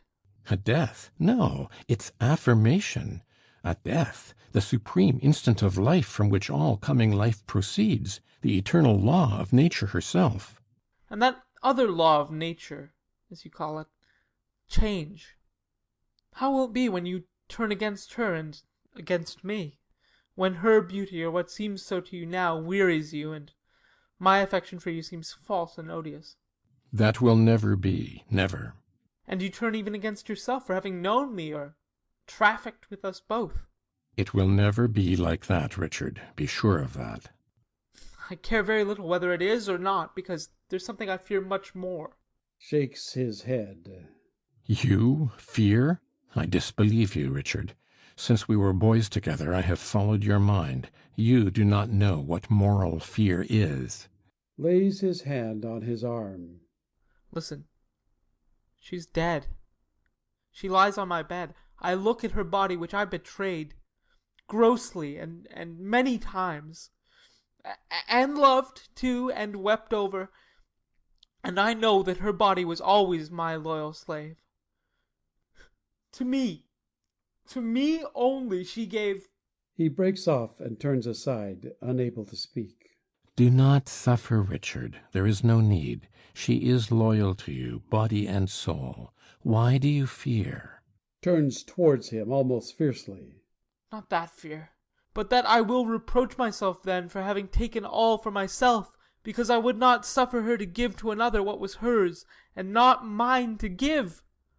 Because I accepted from her loyalty, and made her life poorer in love. That is my fear, that I stand between her and any moments of life that should be hers, between her and you, between her and anyone, between her and anything. I will not do it. I cannot and I will not. I dare not. He leans back in his chair, breathless, with shining eyes. Robert rises quietly and stands behind his chair. Look here, Richard, we have said all there is to be said. Let the past be past. Wait, one thing more, for you two must know me as I am now. More? Is there more? I told you that when I saw your eyes this afternoon, I felt sad. Your humility and confusion, I felt, united you to me in brotherhood. He turns half round towards him. I felt our whole life together in the past, and I longed to put my arm around your neck. It is noble of you, Richard, to forgive me like this. I told you that I wished you not to do anything false and secret against me, against our friendship, against her, not to steal her from me craftily, secretly, meanly, in the dark, in the night. You, Robert, my friend. I know, and it was noble of you. Looks up at him with a steady gaze. No. Not noble. Ignoble. Makes an involuntary gesture. How? Why? Looks away again. That's what I must tell you too. Because in the very core of my ignoble heart I longed to be betrayed by you and by her. In the dark, in the night, secretly, meanly, craftily, by you, my best friend, and by her. I longed for that, passionately and ignobly, to be dishonored forever in love and in lust, to be... Bending down, places his hands over Richard's mouth. Enough, enough. He takes his hands away. But no, go on. To be forever a shameful creature, and to build up my soul again out of the ruins of its shame. And that is why you wished that she... She has spoken always of her innocence, as I have spoken always of my guilt, humbling me. From pride, then. From pride and from ignoble longing. And from a motive deeper still. I understand you. He returns to his place and begins to speak at once, drawing his chair closer. May it not be that we are here and now in the presence of a moment that will free us both, me as well as you, from the last bonds of what is called morality. My friendship for you has laid bonds on me. Light bonds, apparently? I acted in the dark, secretly. I will do so no longer. Have you the courage to allow me to act freely? A duel? Between us? A battle of both our souls, different as they are, against all that is false in them and in the world. A battle of your soul against the spectre of fidelity, of mine against the spectre of friendship. All life is a conquest, the victory of human passion over the commandments of cowardice. Will you, Richard? Have you the courage, even if it shatters to atoms the friendship between us, even if it breaks up forever the last illusion in your own life? There was an eternity before we were born, another will come after we are dead. The blinding instant of passion alone, passion, free, unashamed, irresistible, that is the only gate by which we can escape from the misery of what slaves call life. Is not this the language of your own youth that I heard so often from you in this very place where we are sitting now? Have you changed? Passes his hand across his brow. Yes. It's the language of my youth. Richard, you have driven me up to this point. She and I have only obeyed your will. You yourself have roused these words in my brain, your own words. Shall we? Freely? Together? Together, no. Fight your part alone. I will not free you. Leave me to fight mine. Rises. You allow me, then. Rises also. Free yourself. A knock is heard at the hall door. What does this mean? Bertha, evidently. Did you not ask her to come? Yes, but... Looking about him. Then I am going, Richard. No, I'm going.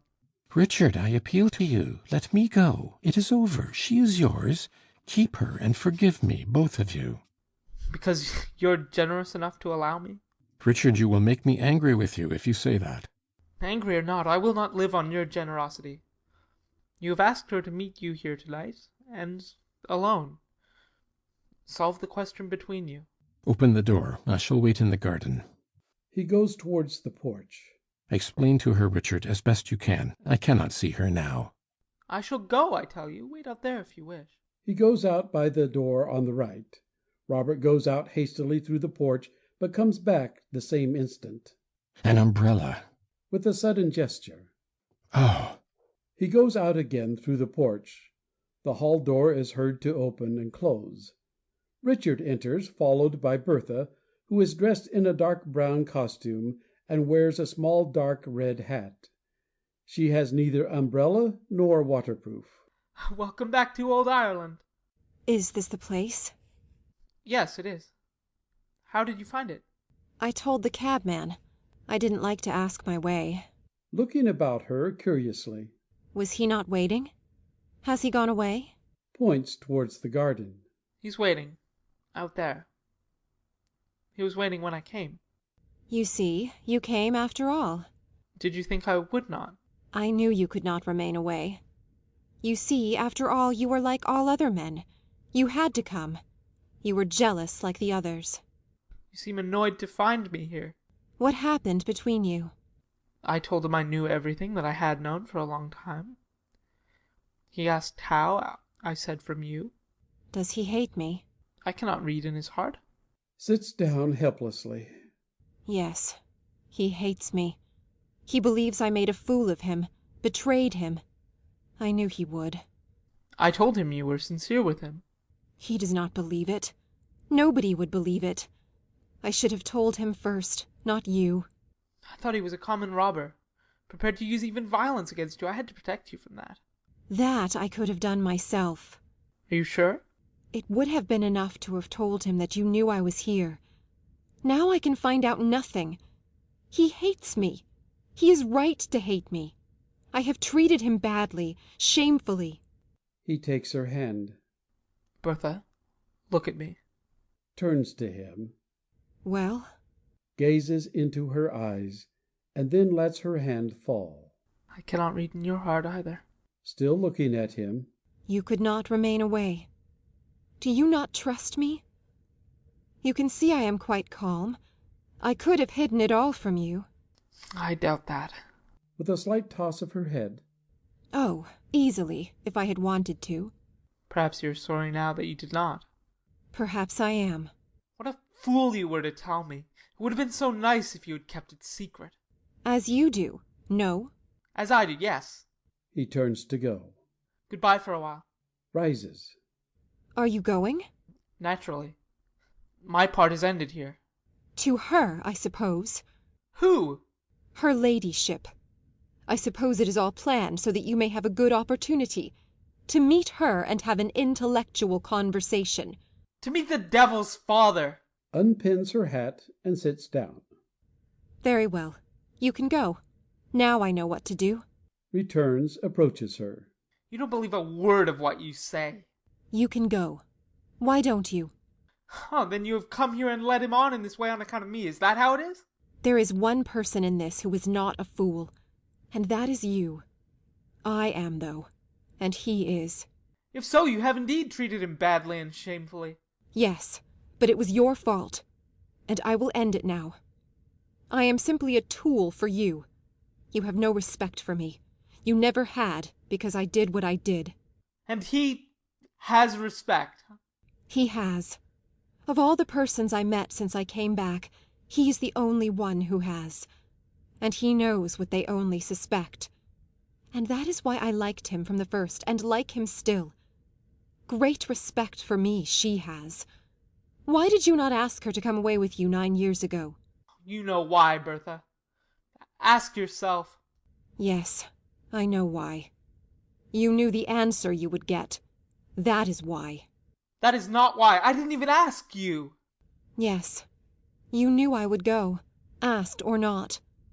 I do things. But if I do one thing, I can do two things. As I have the name, I can have the games.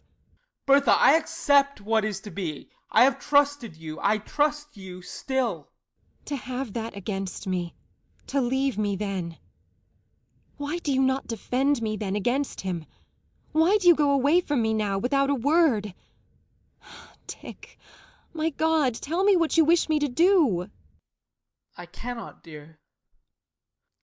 Your own heart will tell you. He seizes both her hands. I have a wild delight in my soul, Bertha, as I look at you. I see you as you are yourself. That I came first in your life, or before him then, that may be nothing to you. You may be his more than mine. I am not. Only I feel for him, too. I'll trust you, Bertha. And him, too. I must. I cannot hate him, since his arms have been around you. You have drawn us near together. There's something wiser than wisdom in your heart. Who am I that I should call myself master of your heart or of any woman's? Bertha, love him, be his, give yourself to him if you desire, or if you can. I will remain. Goodbye. He lets her hand fall and goes out rapidly on the right. Bertha remains sitting. Then she rises and goes timidly towards the porch. She stops near it, and after a little hesitation calls into the garden. Is anyone out there? At the same time she retreats towards the middle of the room. Then she calls again in the same way. Is anyone there? Robert appears in the open doorway that leads in from the garden. His coat is buttoned and the collar is turned up. He holds the doorposts with his hands lightly and waits for Bertha to see him. Catching sight of him, starts back, then quickly. Robert! Are you alone? Yes. Looking towards the door on the right. Where is he? Gone. You startled me. Where did you come from? With a movement of his head. Out there. Did he not tell you I was out there, waiting? Yes, he told me. But I was afraid here alone, with the door open, waiting. She comes to the table and rests her hand on the corner. Why do you stand like that in the doorway? Why? I am afraid too. Of what? Of you. Looks down. Do you hate me now? I fear you. Clasping his hands at his back quietly, but a little defiantly. I fear a new torture, a new trap. For what do you blame me? Comes forward a few steps, halts. Why did you lead me on? Day after day, more and more. Why did you not stop me? You could have, with a word, but not even a word. I forgot myself and him. You saw it, that I was ruining myself in his eyes, losing his friendship. Did you want me to? Looking up. You never asked me. Asked you what? If he suspected, or knew. And would you have told me? Yes. Did you tell him everything? I did. I mean, details. Everything. With a forced smile. I see. You were making an experiment for his sake, on me. Well, why not? It seems I was a good subject. Still, it was a little cruel of you. Try to understand me, Robert. You must try. With a polite gesture. Well, I will try. Why do you stand like that near the door? It makes me nervous to look at you. I am trying to understand, and then I am afraid. Holds out her hand. You need not be afraid. Robert comes towards her quickly and takes her hand. Used you to laugh over me together? Drawing his hand away. But now I must be good, or you may laugh over me again tonight. Distressed, lays her hand on his arm. Please listen to me, Robert. But you are all wet, drenched. She passes her hand over his coat. Oh, you poor fellow. Out there in the rain all that time? I forgot that. Yes, you forgot the climate. But you are really drenched. You must change your coat. Takes her hands. Tell me, is it pity then that you feel for me, as Richard says? Please change your coat, Robert, when I ask you. You might get a very bad cold from that. Do, please. What would it matter now? Looking round her. Where do you keep your clothes here? Points to the door at the back. In there. I fancy I have a jacket there. In my bedroom. Well, go in and take that off. And you? I will wait here for you. Do you command me to? Yes, I command you. Then I will. He goes quickly towards the bedroom door, then turns round. You won't go away? No, I will wait. But don't be long. Only a moment. He goes into the bedroom, leaving the door open. Bertha looks curiously about her, and then glances in indecision towards the door at the back. From the bedroom. You have not gone? No. I am in the dark here. I must light the lamp. He is heard striking a match and putting a glass shade on a lamp. A pink light comes in through the doorway. Bertha glances at her watch at her wristlet, and then sits at the table. Do you like the effect of the light? Oh, yes. Can you admire it from where you are? Yes, quite well. It was for you. I am not worthy even of that. Love's labor lost. Rising nervously. Robert. Yes? Come here, quickly. Quickly, I say. I'm ready. He appears in the doorway, wearing a dark green velvet jacket. Seeing her agitation, he comes quickly towards her. What is it, Bertha? I was afraid. Of being alone? Catches his hands. You know what I mean. My nerves are all upset. That I... Promise me, Robert, not to think of such a thing. Never. If you like me at all. I thought that moment. What an idea. But promise me, if you like me. If I like you, Bertha. I promise. Of course I promise. You are trembling all over. Let me sit down somewhere. It will pass in a moment. My poor Bertha. Sit down. Come. He leads her towards a chair near the table. She sits down. He stands beside her. Has it passed? Yes. It was only a moment. I was very silly. I was afraid that... I wanted to see you near me. That you made me promise not to think of? Yes. Or something else? Robert, I feared something. I am not sure what. And now? Now you are here. I can see you. Now it has passed. Past. Yes. Love's labor lost. Looks up at him. Listen, Robert. I want to explain to you about that. I could not deceive Dick. Never. In nothing. I told him everything, from the first. Then it went on, and still you never spoke or asked me. I wanted you to. Is that the truth, Bertha? Yes, because it annoyed me that you could think I was like the other women. I suppose you knew that way. I think that Dick is right, too. Why should there be secrets? Still, secrets can be very sweet, can they not? Smiles. Yes, I know they can. But you see, I could not keep things secret from Dick. Besides, what is the good? They always come out in the end. Is it not better for people to know? How could you, Bertha, tell him everything? Did you? Every single thing that passed between us? Yes. Everything he asked me. Did he ask you much? You know the kind he is. He asks about everything. The ins and outs. About our kissing, too? Of course. I told him all. Shakes his head slowly. Extraordinary little person. Were you not ashamed? No. Not a bit? No.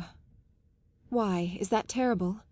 And how did he take it? Tell me, I want to know everything, too. It excited him. More than usual. Why? Is he excitable, still? Yes, very. when he is not lost in his philosophy. More than I? More than you. How could I answer that? You both are, I suppose. Robert turns aside and gazes towards the porch, passing his hand once or twice thoughtfully over his hair. Are you angry with me again? You are with me.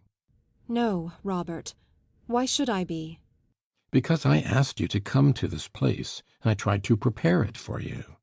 He points vaguely here and there, A sense of quietness. touching his jacket with her fingers. And this too. Your nice velvet coat. Also, I will keep no secrets from you. You remind me of someone in a picture. I like you in it. But you are not angry, are you? Yes, that was my mistake, to ask you to come here. I felt it when I looked at you from the garden and saw you, Bertha, standing here. But what else could I have done? You mean because others have been here? Yes. He walks away from her a few paces. A gust of wind makes the lamp on the table flicker. He lowers the wick slightly, following him with her eyes. But I knew that before I came. I am not angry with you for it. Shrugs his shoulders. Why should you be angry with me after all? You're not even angry with him for the same thing, or worse. Did he tell you that about himself? Yes, he told me. We all confess to one another here. Turn about. I try to forget it. It does not trouble you? Not now. Only I just like to think of it. It is merely something brutal, you think? Of little importance? It does not trouble me. Now. Looking at her over his shoulder. But there is something that would trouble you very much, and that you would not try to forget? What? Turning towards her. If it were not only something brutal with this person or that for a few moments, if it were something fine and spiritual with one person only, with one woman. Smiles. And perhaps brutal too. It usually comes to that sooner or later.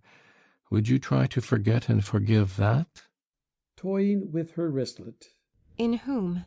In anyone. In me. You mean in Dick? I said in myself. But would you? You think I would revenge myself? Is Dick not to be free too? Points at her. That is not from your heart, Bertha. Yes, it is. Let him be free too. He leaves me free also. And you know why? And understand? And you like it? And you want to be? And it makes you happy, and has made you happy, always? This gift of freedom which he gave you 9 years ago? Gazing at him with wide open eyes. But why do you ask me such a lot of questions, Robert? Stretches out both hands to her. Because I had another gift to offer you then, a calm and simple gift like myself. If you want to know it, I will tell you. Looking at her watch.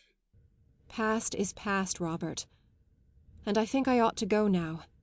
It is 9 almost. No, not yet. There is one confession more, and we have the right to speak. He crosses before the table rapidly and sits down beside her.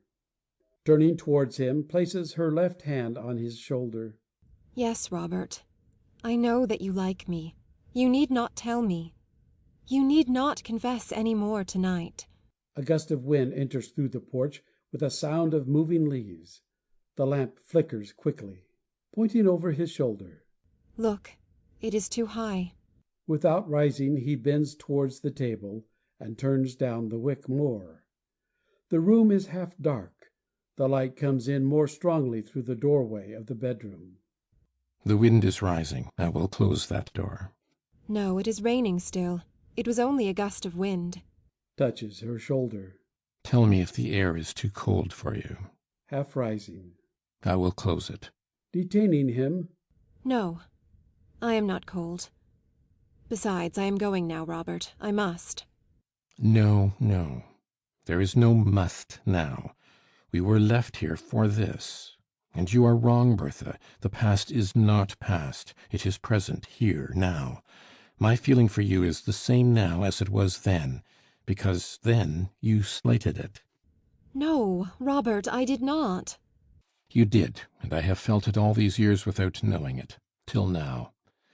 Even while I lived the kind of life you know and dislike to think of, the kind of life to which you condemned me. I? Yes, when you slighted the common, simple gift I had to offer you, and took his gift instead. Looking at him. But you never... No, because you had chosen him. I saw that. I saw it on the first night we met, we three together. Why did you choose him? Bends her head. Is that not love? And every night when we two, he and I, came to that corner to meet you, I saw it and felt it. You remember the corner, Bertha? Yes. And when you and he went away for your walk, and I went along the street alone, I felt it. And when he spoke to me about you and told me he was going away, then most of all. Why then most of all? Because it was then that I was guilty of my first treason towards him. Robert, what are you saying? Your first treason against Dick? Nods. And not my last.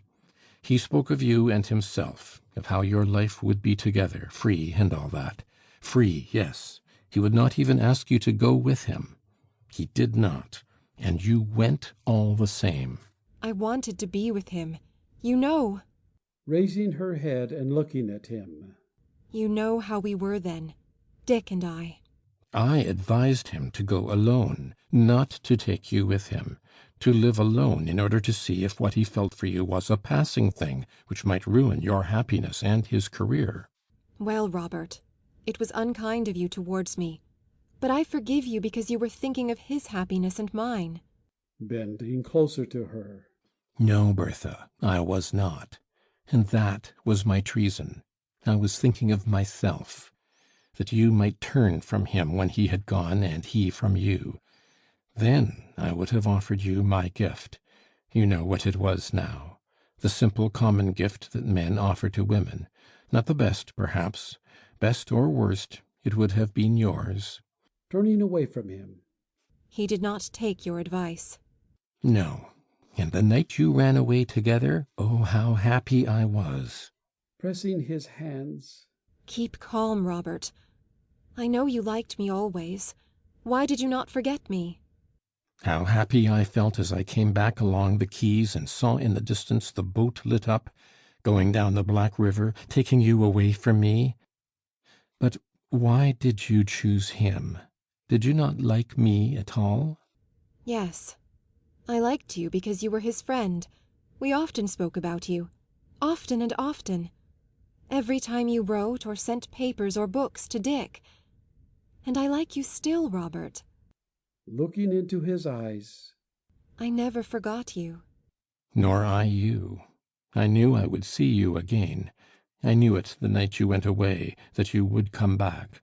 And that was why I wrote and worked to see you again, here. And here I am. You were right. 9 years. 9 times more beautiful. Smiling.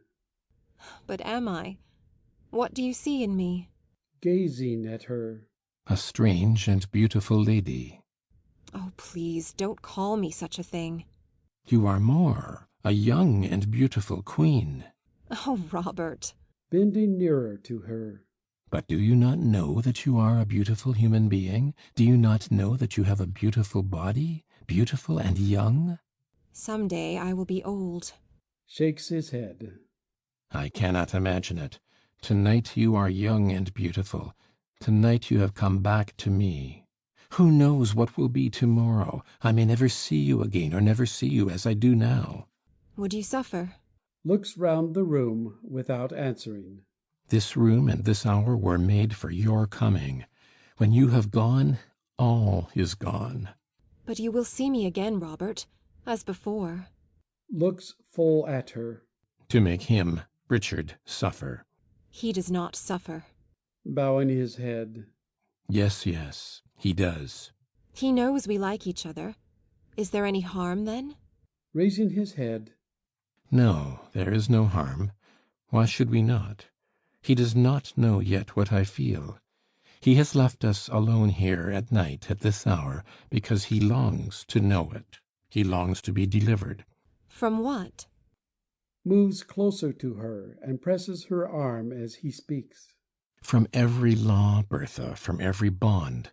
All his life he has sought to deliver himself. Every chain but one he has broken, and that one we are to break, Bertha, you and I. Are you sure? I am sure that no law made by man is sacred before the impulse of passion. Who made us for one only? It is a crime against our own being if we are so. There is no law before impulse. Laws are for slaves. Bertha, say my name. Let me hear your voice say it, softly. Robert. Puts his arm around her shoulder. Only the impulse towards youth and beauty does not die. He points towards the porch. Listen. What? The rain falling. Summer rain on the earth. Night rain. The darkness and warmth and flood of passion. Tonight the earth is loved. Loved and possessed. Her lover's arms around her, and she is silent. Speak, dearest. Suddenly leans forward and listens intently. Hush. Listening, smiles. Nothing. Nobody. We are alone. A gust of wind blows in through the porch with a sound of shaken leaves. The flame of the lamp leaps. Pointing to the lamp. Look. Only wind. We have light enough from the other room. He stretches his hands across the table and puts out the lamp. The light from the doorway of the bedroom crosses the place where they sit. The room is quite dark. Are you happy? Tell me. I am going now, Robert. It is very late. Be satisfied. Caressing her hair. Not yet, not yet. Tell me, do you love me a little? I like you, Robert. I think you are good. Half rising. Are you satisfied? Detaining her, kisses her hair. Do not go, Bertha. There is time still.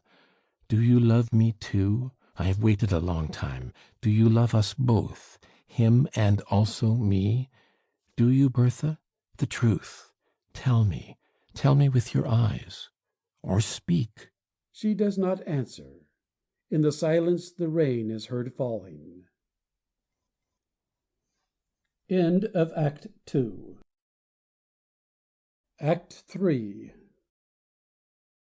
The drawing room of Richard Rowan's house at Merrion. The folding doors at the right are closed, and also the double doors leading to the garden. The green plush curtains are drawn across the window on the left. The room is half dark.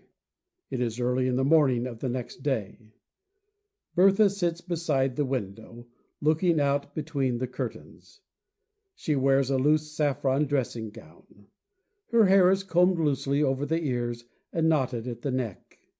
Her hands are folded in her lap. Her face is pale and drawn. Brigid comes in through the folding doors on the right with a feather broom and duster. She is about to cross, but seeing Bertha, she halts suddenly and blesses herself instinctively. Merciful hour, ma'am. You put the heart across me. Why did you get up so early? What time is it? After 7, ma'am. Are you long up? Some time. Approaching her. Had you a bad dream that woke you? I didn't sleep all night, so I got up to see the sunrise. Opens the double doors. It's a lovely morning now, after all the rain we had. Turns round. But you must be dead tired, ma'am. What will the master say at your doing a thing like that? She goes to the door of the study and knocks. Master Richard! Looks round. He is not there. He went out an hour ago. Out there on the strand, is it? Yes. Comes towards her and leans over the back of the chair. Are you fretting yourself, ma'am, about anything? No, Brigid. Don't be.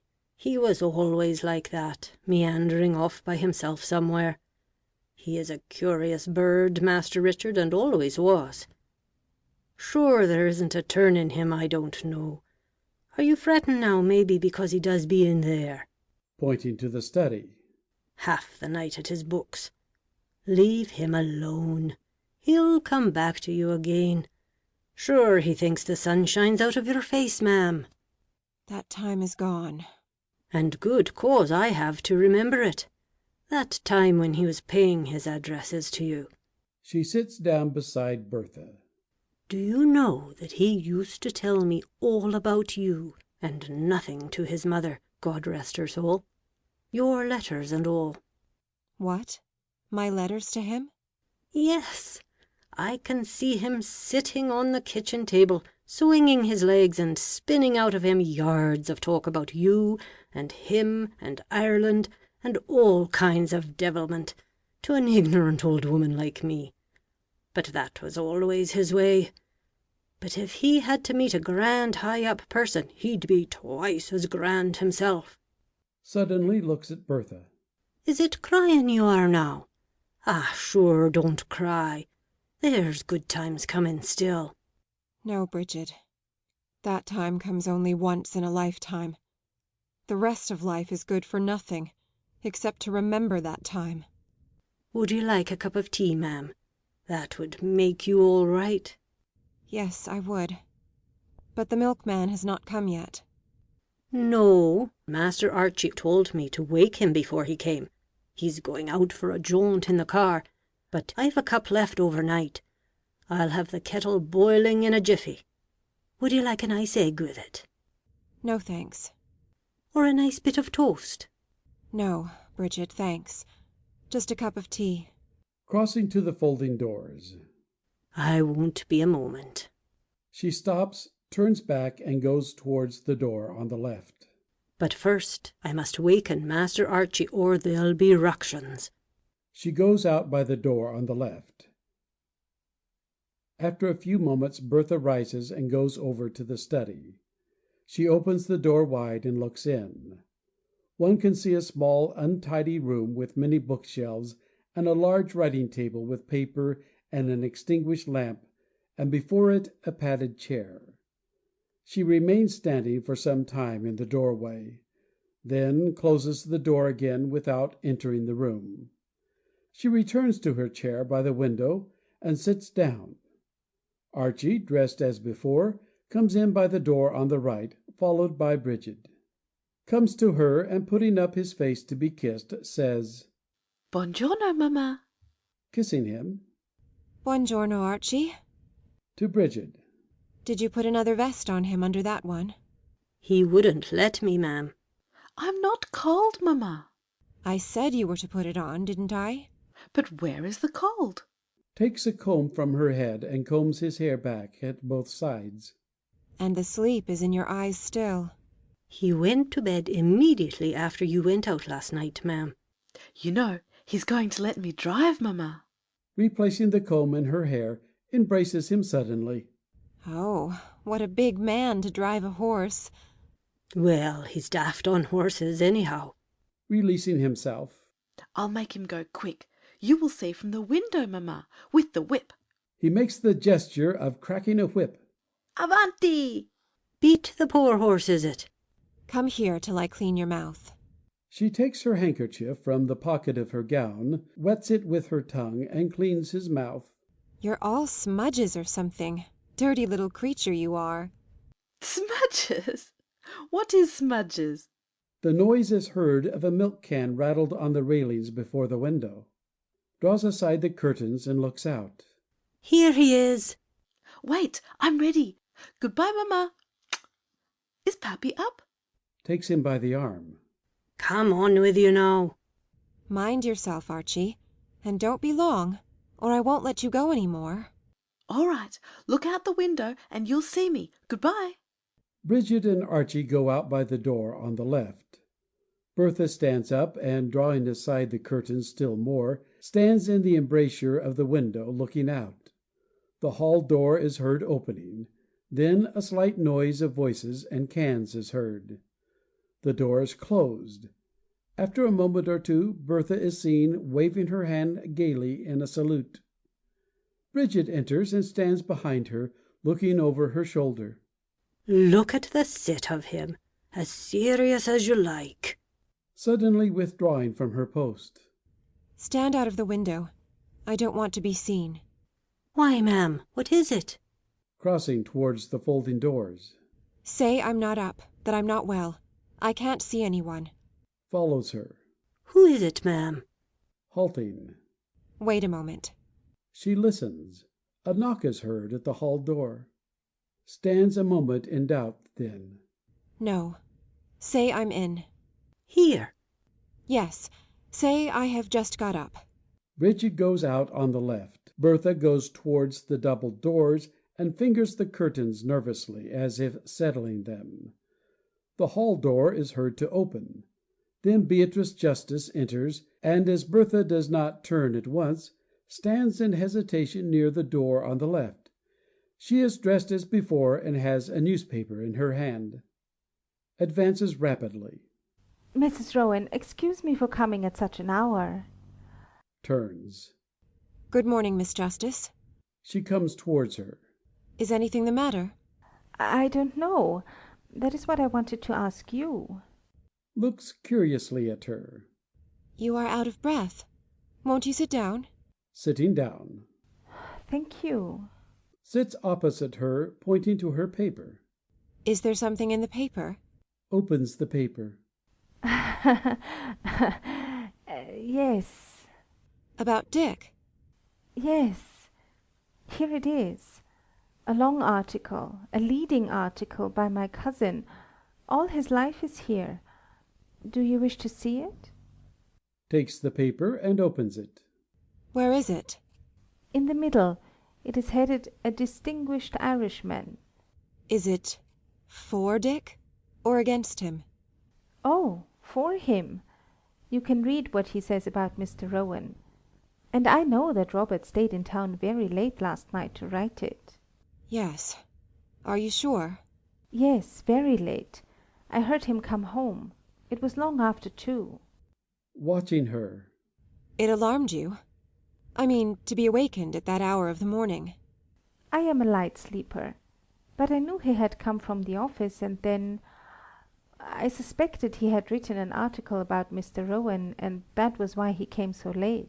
How quick you were to think of that.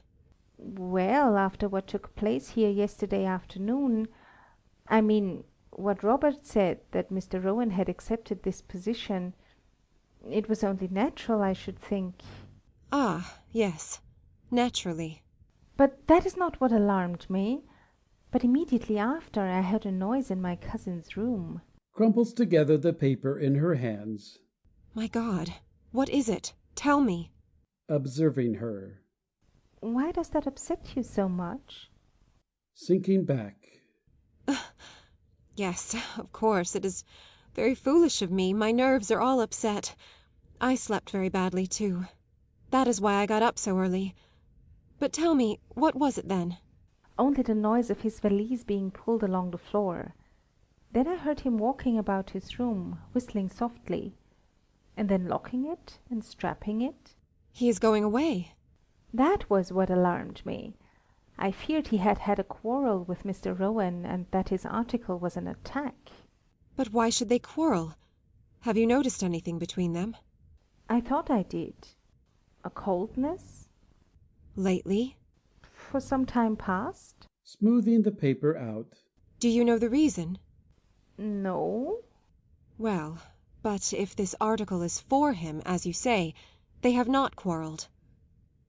And written last night, too. Yes, I bought the paper at once to see. But why, then, is he going away so suddenly? I feel that there is something wrong. I feel that something has happened between them. Would you be sorry? I would be very sorry. You see, Mrs. Rowan, Robert is my first cousin, and it would grieve me very deeply if he were to treat Mr. Rowan badly, now that he has come back, or if they had a serious quarrel, especially because... Toying with the paper. Because? Because it was my cousin who urged Mr. Rowan always to come back. I have that on my conscience. It should be on Mr. Hand's conscience, should it not? On mine too, because I spoke to my cousin about Mr. Rowan when he was away, and to a certain extent it was I... Nods slowly. I see. And that is on your conscience. Only that? I think so. It looks as if it was you, Miss Justice, who brought my husband back to Ireland. I, Mrs. Rowan? Yes, you. By your letters to him, and then by speaking to your cousin, as you said just now.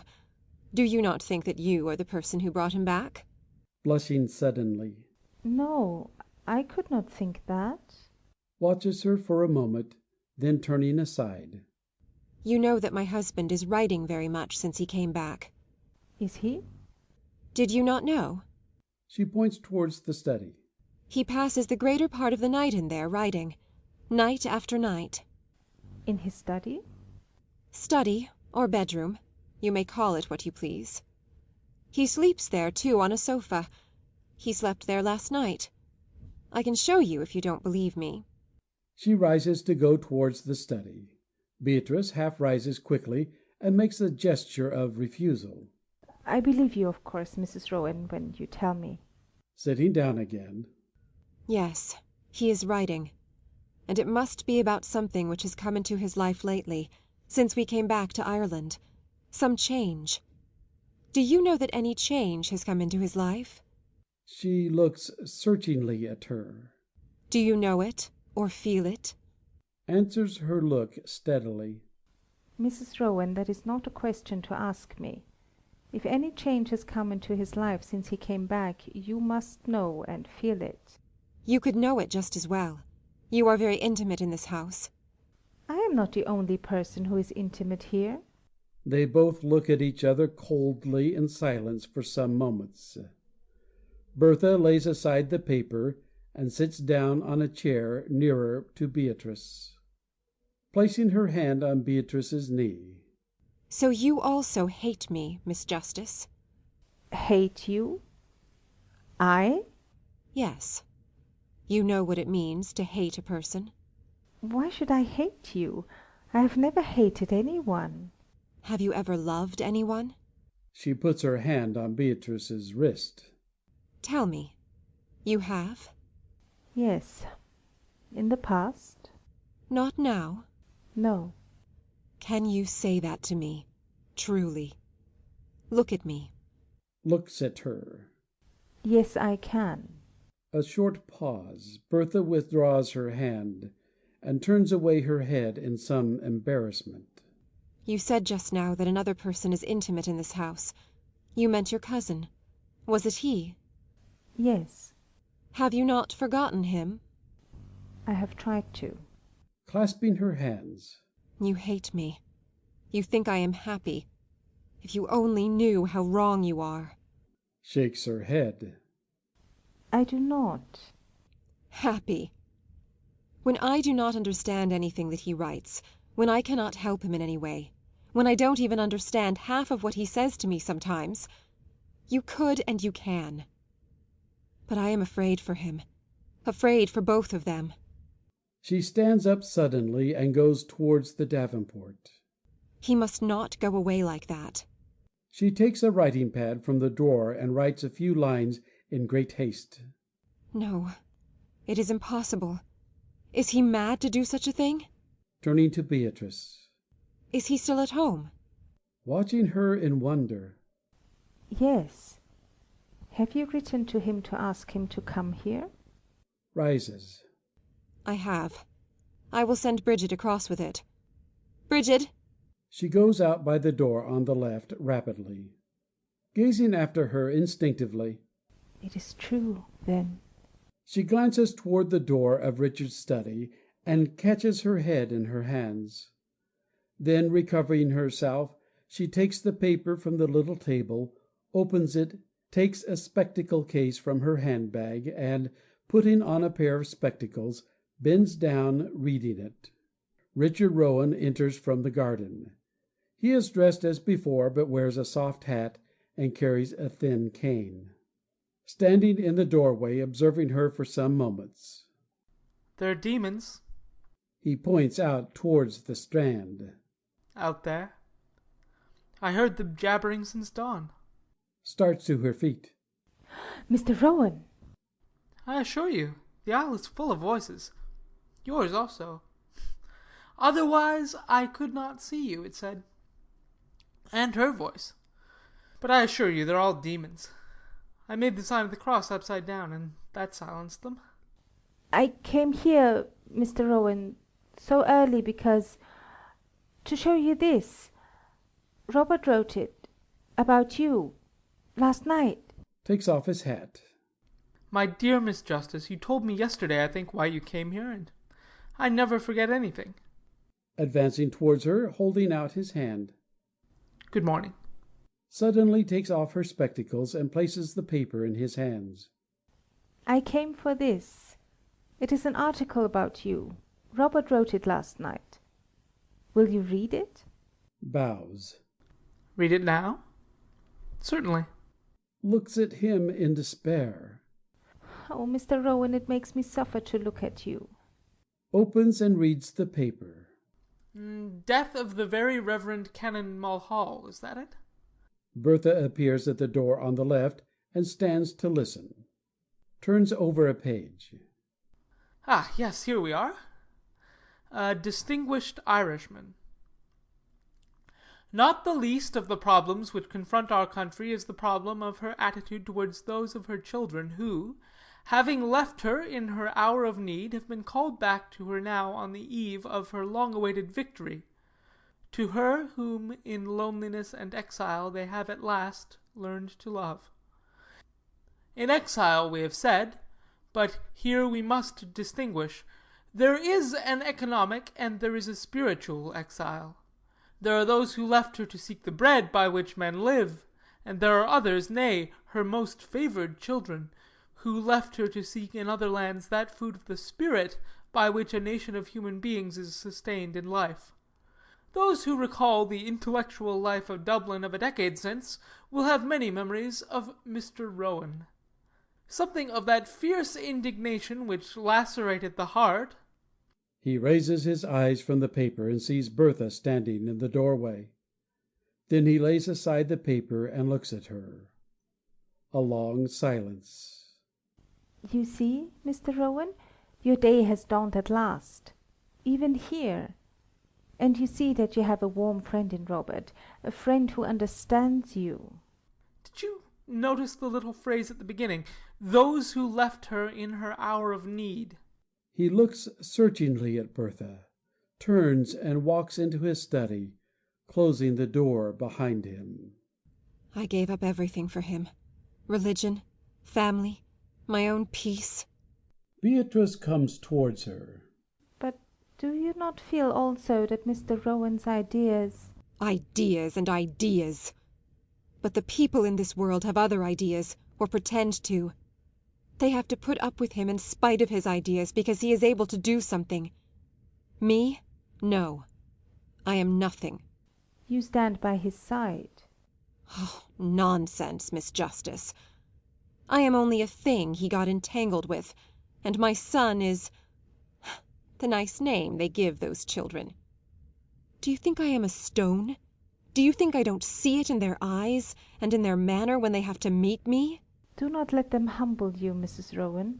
Humble me? I am very proud of myself, if you want to know. What have they ever done for him? I made him a man. What are they all in his life? No more than the dirt under his boots. She stands up and walks excitedly to and fro. He can despise me too, like the rest of them, now. And you can despise me. But you will never humble me, any of you. Why do you accuse me? Going to her impulsively. I am in such suffering. Excuse me if I was rude. I want us to be friends. She holds out her hands. Will you? Taking her hands. Gladly. Looking at her. What lovely long eyelashes you have. And your eyes have such a sad expression. Smiling. I see very little with them. They are very weak. But beautiful. She embraces her quietly and kisses her, then withdraws from her a little shyly. Brigid comes in from the left. I gave it to himself, ma'am. Did he send a message? He was just going out, ma'am. He told me to say he'd be here after me. Thanks. Going. Would you like the tea and the toast now, ma'am? Not now, Brigid. After, perhaps. When Mr. Hand comes, show him in at once. Yes, ma'am. She goes out on the left. I will go now, Mrs. Rowan, before he comes. Then we are friends. We will try to be. Turning. Do you allow me to go out through the garden? I don't want to meet my cousin now. Of course. She takes her hand. It is so strange that we spoke like this now. But I always wanted to.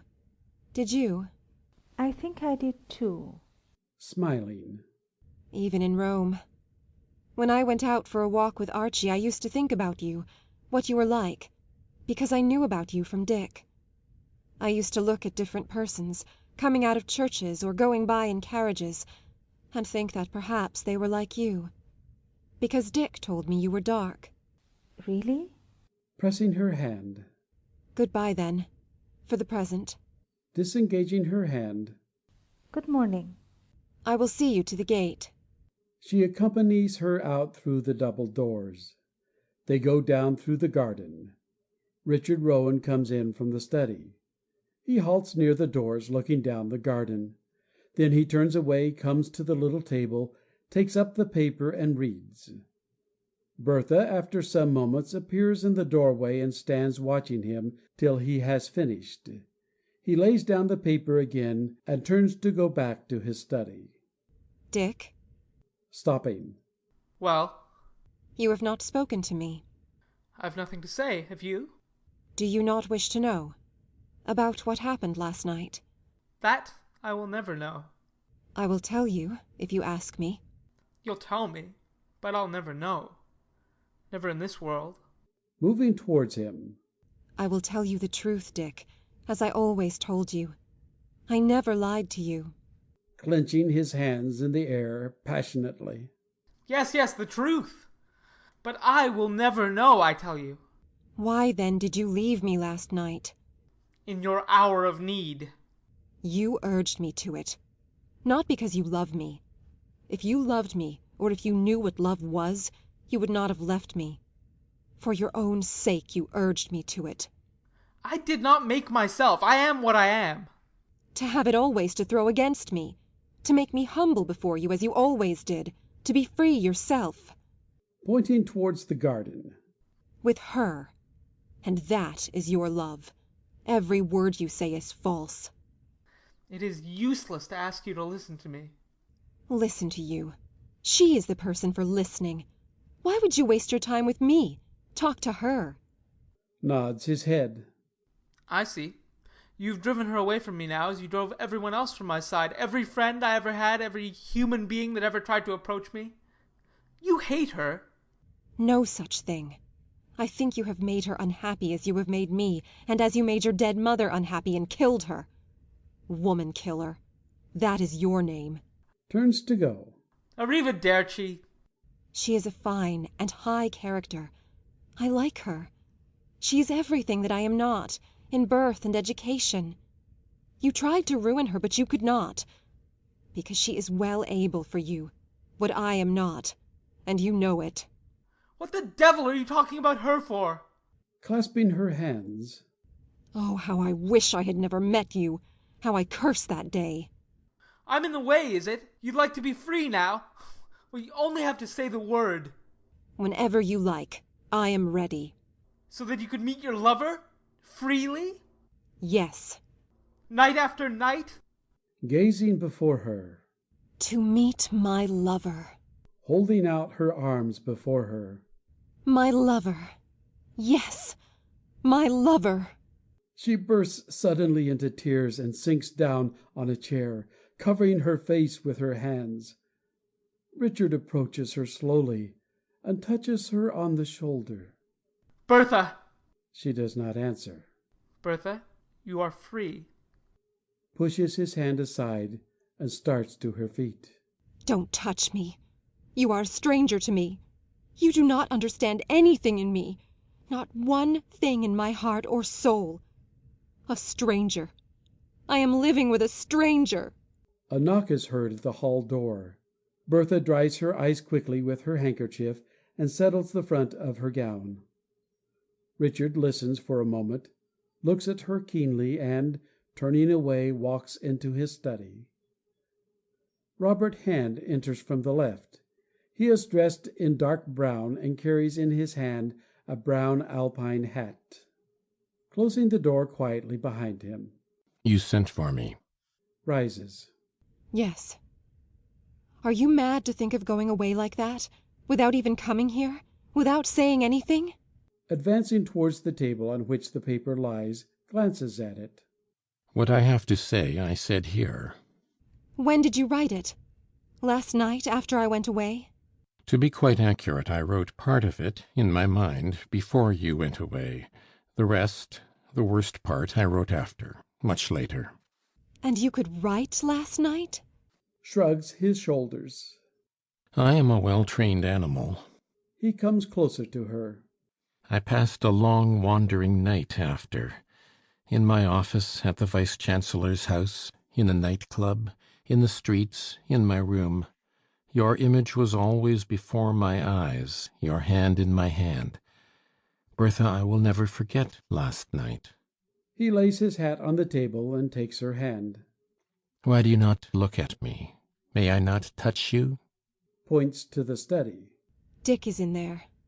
Drops her hand. In that case, children, be good.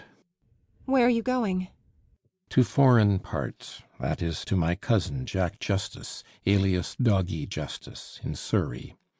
He has a nice country place there, and the air is mild. Why are you going? Looks at her in silence. Can you not guess one reason? On account of me. Yes, it is not pleasant for me to remain here just now. Sits down helplessly. But this is cruel of you, Robert. Cruel to me and to him also. Has he asked what happened? Join in her hands in despair. No. He refuses to ask me anything. He says he will never know. Nods gravely. Richard is right there. He is always right. But, Robert, you must speak to him. What am I to say to him? The truth. Everything. No, Bertha. I am a man speaking to a man. I cannot tell him everything. He will believe that you were going away because you were afraid to face him after last night. Well, I am not a coward any more than he. I will see him. Rises. I will call him. Catching her hands. Bertha, what happened last night? What is the truth that I am to tell? He gazes earnestly into her eyes. Were you mine in that sacred night of love, or have I dreamed it? Smiles faintly. Remember your dream of me. You dreamed that I was yours last night. And that is the truth? A dream? That is what I am to tell? Yes. Kisses both her hands. Bertha, in all my life only that dream is real. I forget the rest. He kisses her hands again. And now I can tell him the truth. Call him. Bertha goes to the door of Richard's study and knocks. There is no answer. She knocks again. Dick? There is no answer. Mr. Hand is here. He wants to speak to you, to say goodbye. He is going away. She beats her hand loudly on the panelled door and calls. Dick, answer me. Richard Rowan comes in from the study. He comes at once to Robert, but does not hold out his hand. I thank you for your kind article about me. Is it true that you've come to say goodbye? There is nothing to thank me for, Richard. Now and always I am your friend. Now more than ever before. Do you believe me, Richard? Richard sits down on a chair and buries his face in his hands. Bertha and Robert gaze at each other in silence. Then she turns away and goes out quietly on the right. Robert goes towards Richard and stands near him, resting his hands on the back of a chair, looking down at him. There is a long silence. A fishwoman is heard crying out as she passes along the road outside. Fresh Dublin Bay herrings! Fresh Dublin Bay herrings! Dublin Bay herrings! I will tell you the truth, Richard. Are you listening? raises his face and leans back to listen. Yes. Robert sits in the chair beside him. The fishwoman is heard calling out farther away. Fresh herrings! Dublin Bay herrings! I failed, Richard. That is the truth. Do you believe me? I'm listening. I failed. She is yours, as she was 9 years ago when you met her first. When we met her first, you mean? Yes. He looks down for some moments. Shall I go on? Yes. She went away. I was left alone for the second time. I went to the Vice-Chancellor's house and dined. I said you were ill and would come another night. I made epigrams new and old, that one about the statues also. I drank claret cup. I went to my office and wrote my article. Then I went to a certain night-club. There were men there, and also women. At least they looked like women. I danced with one of them. She asked me to see her home. Shall I go on? Yes. I saw her home in a cab. She lives near Donnybrook. In the cab took place what the subtle Duns Scotus calls a death of the spirit. Shall I go on? Yes. She wept. She told me she was the divorced wife of a barrister. I offered her a sovereign, as she told me she was short of money. She would not take it, and wept very much. Then she drank some Melissa water from a little bottle which she had in her satchel. I saw her enter her house. Then I walked home. In my room I found that my coat was all stained with the Melissa water. I had no luck even with my coats yesterday. That was the second one. The idea came to me then to change my suit and go away by the morning boat. I packed my valise and went to bed. I am going away by the next train to my cousin Jack Justice in Surrey. Perhaps for a fortnight, perhaps longer. Are you disgusted? Why'd you not go by the boat? I slept it out. You intended to go without saying goodbye? Without coming here? Yes. Why? My story is not very nice, is it? But you have come. Bertha sent me a message to come. But for that. But for that I should not have come. Did it strike you that if you had gone without coming here I should have understood it? In my own way? Yes, it did. What, then, do you wish me to believe? I wish you to believe that I failed. That Bertha is yours now as she was 9 years ago, when we met her first. Do you want to know what I did? No. I came home at once. Did you hear Bertha return? No. I wrote all the night. And thought. Pointing to the study. In there. Before dawn I went out and walked the Strand from end to end. Shaking his head. Suffering, torturing yourself. Hearing voices about me. The voices of those who say they love me. Points to the door on the right. One. And mine? Another still. Smiles and touches his forehead with his right forefinger. True. My interesting but somewhat melancholy cousin. And what did they tell you? They told me to despair. A queer way of showing their love, I must say. And will you despair? Rising. No. A noise is heard at the window.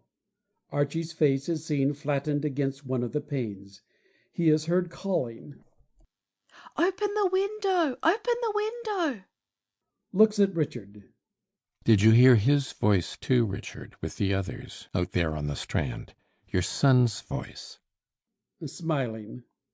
Listen, how full it is of despair. Open the window, please, will you? Perhaps there, Richard, is the freedom we seek. You in one way, I in another. In him, and not in us. Perhaps... Perhaps? I said perhaps. I would say almost surely if... If what? With a faint smile. If he were mine. He goes to the window and opens it. Archie scrambles in. Like yesterday, eh? Good morning, Mr. Hand. He runs to Richard and kisses him. Buongiorno, Babbo. Buongiorno, Archie. And where were you, my young gentleman? Out with the milkman. I drove the horse. We went to Boostertown. He takes off his cap and throws it on a chair. I'm very hungry. Takes his hat from the table. Richard, goodbye.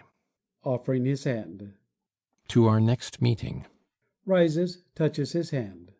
Goodbye. Bertha appears at the door on the right. Catches sight of her. To Archie.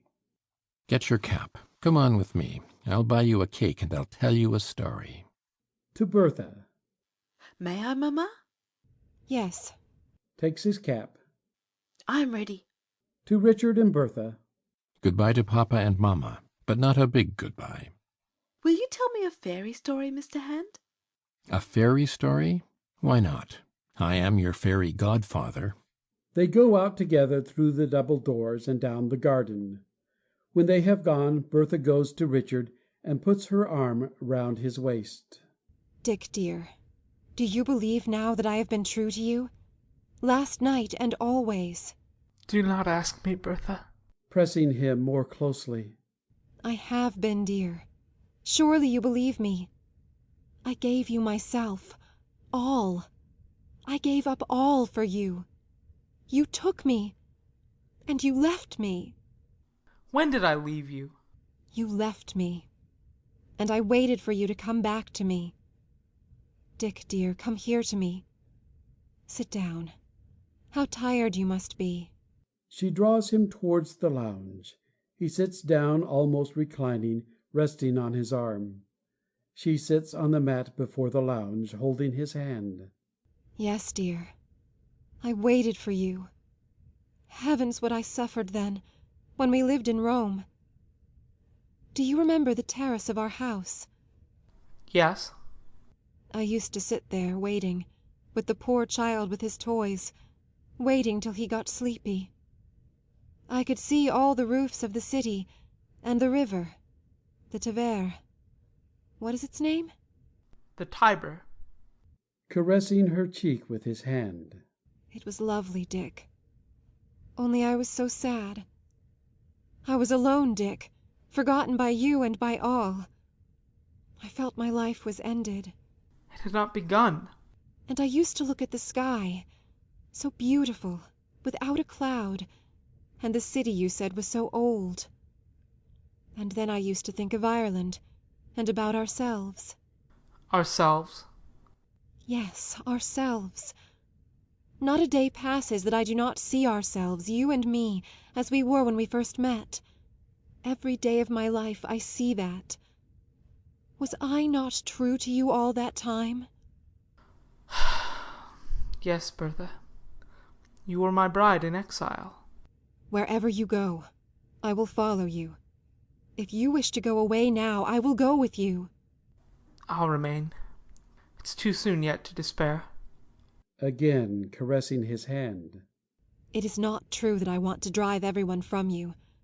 I wanted to bring you close together, you and him. Speak to me. Speak out all your heart to me.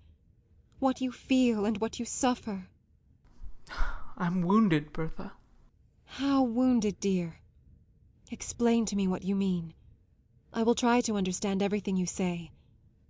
In what way are you wounded? Releases his hand and taking her head between his hands, bends it back and gazes long into her eyes. I have a deep, deep wound of doubt in my soul. Motionless. Doubt of me? Yes. I am yours. If I died this moment, I am yours. Still gazing at her and speaking as if to an absent person. I have wounded my soul for you. A deep wound of doubt which can never be healed. I can never know. Never in this world. I don't wish to know or to believe. I don't care. It's not in the darkness of belief that I desire you, but in restless, living, wounding doubt. to hold you by no bonds, even of love, to be united with you in body and soul, in utter nakedness. For this I have longed. And now I'm tired for a while, Bertha. My wound tires me. He stretches himself out wearily along the lounge. Bertha holds his hand still. Forget me, Dick. Forget me, and love me again as you did the first time. I want my lover. To meet him, to go to him, to give myself to him. You, Dick. Oh, my strange, wild lover, come back to me again. She closes her eyes. End of Act 3. End of Exiles by James Joyce.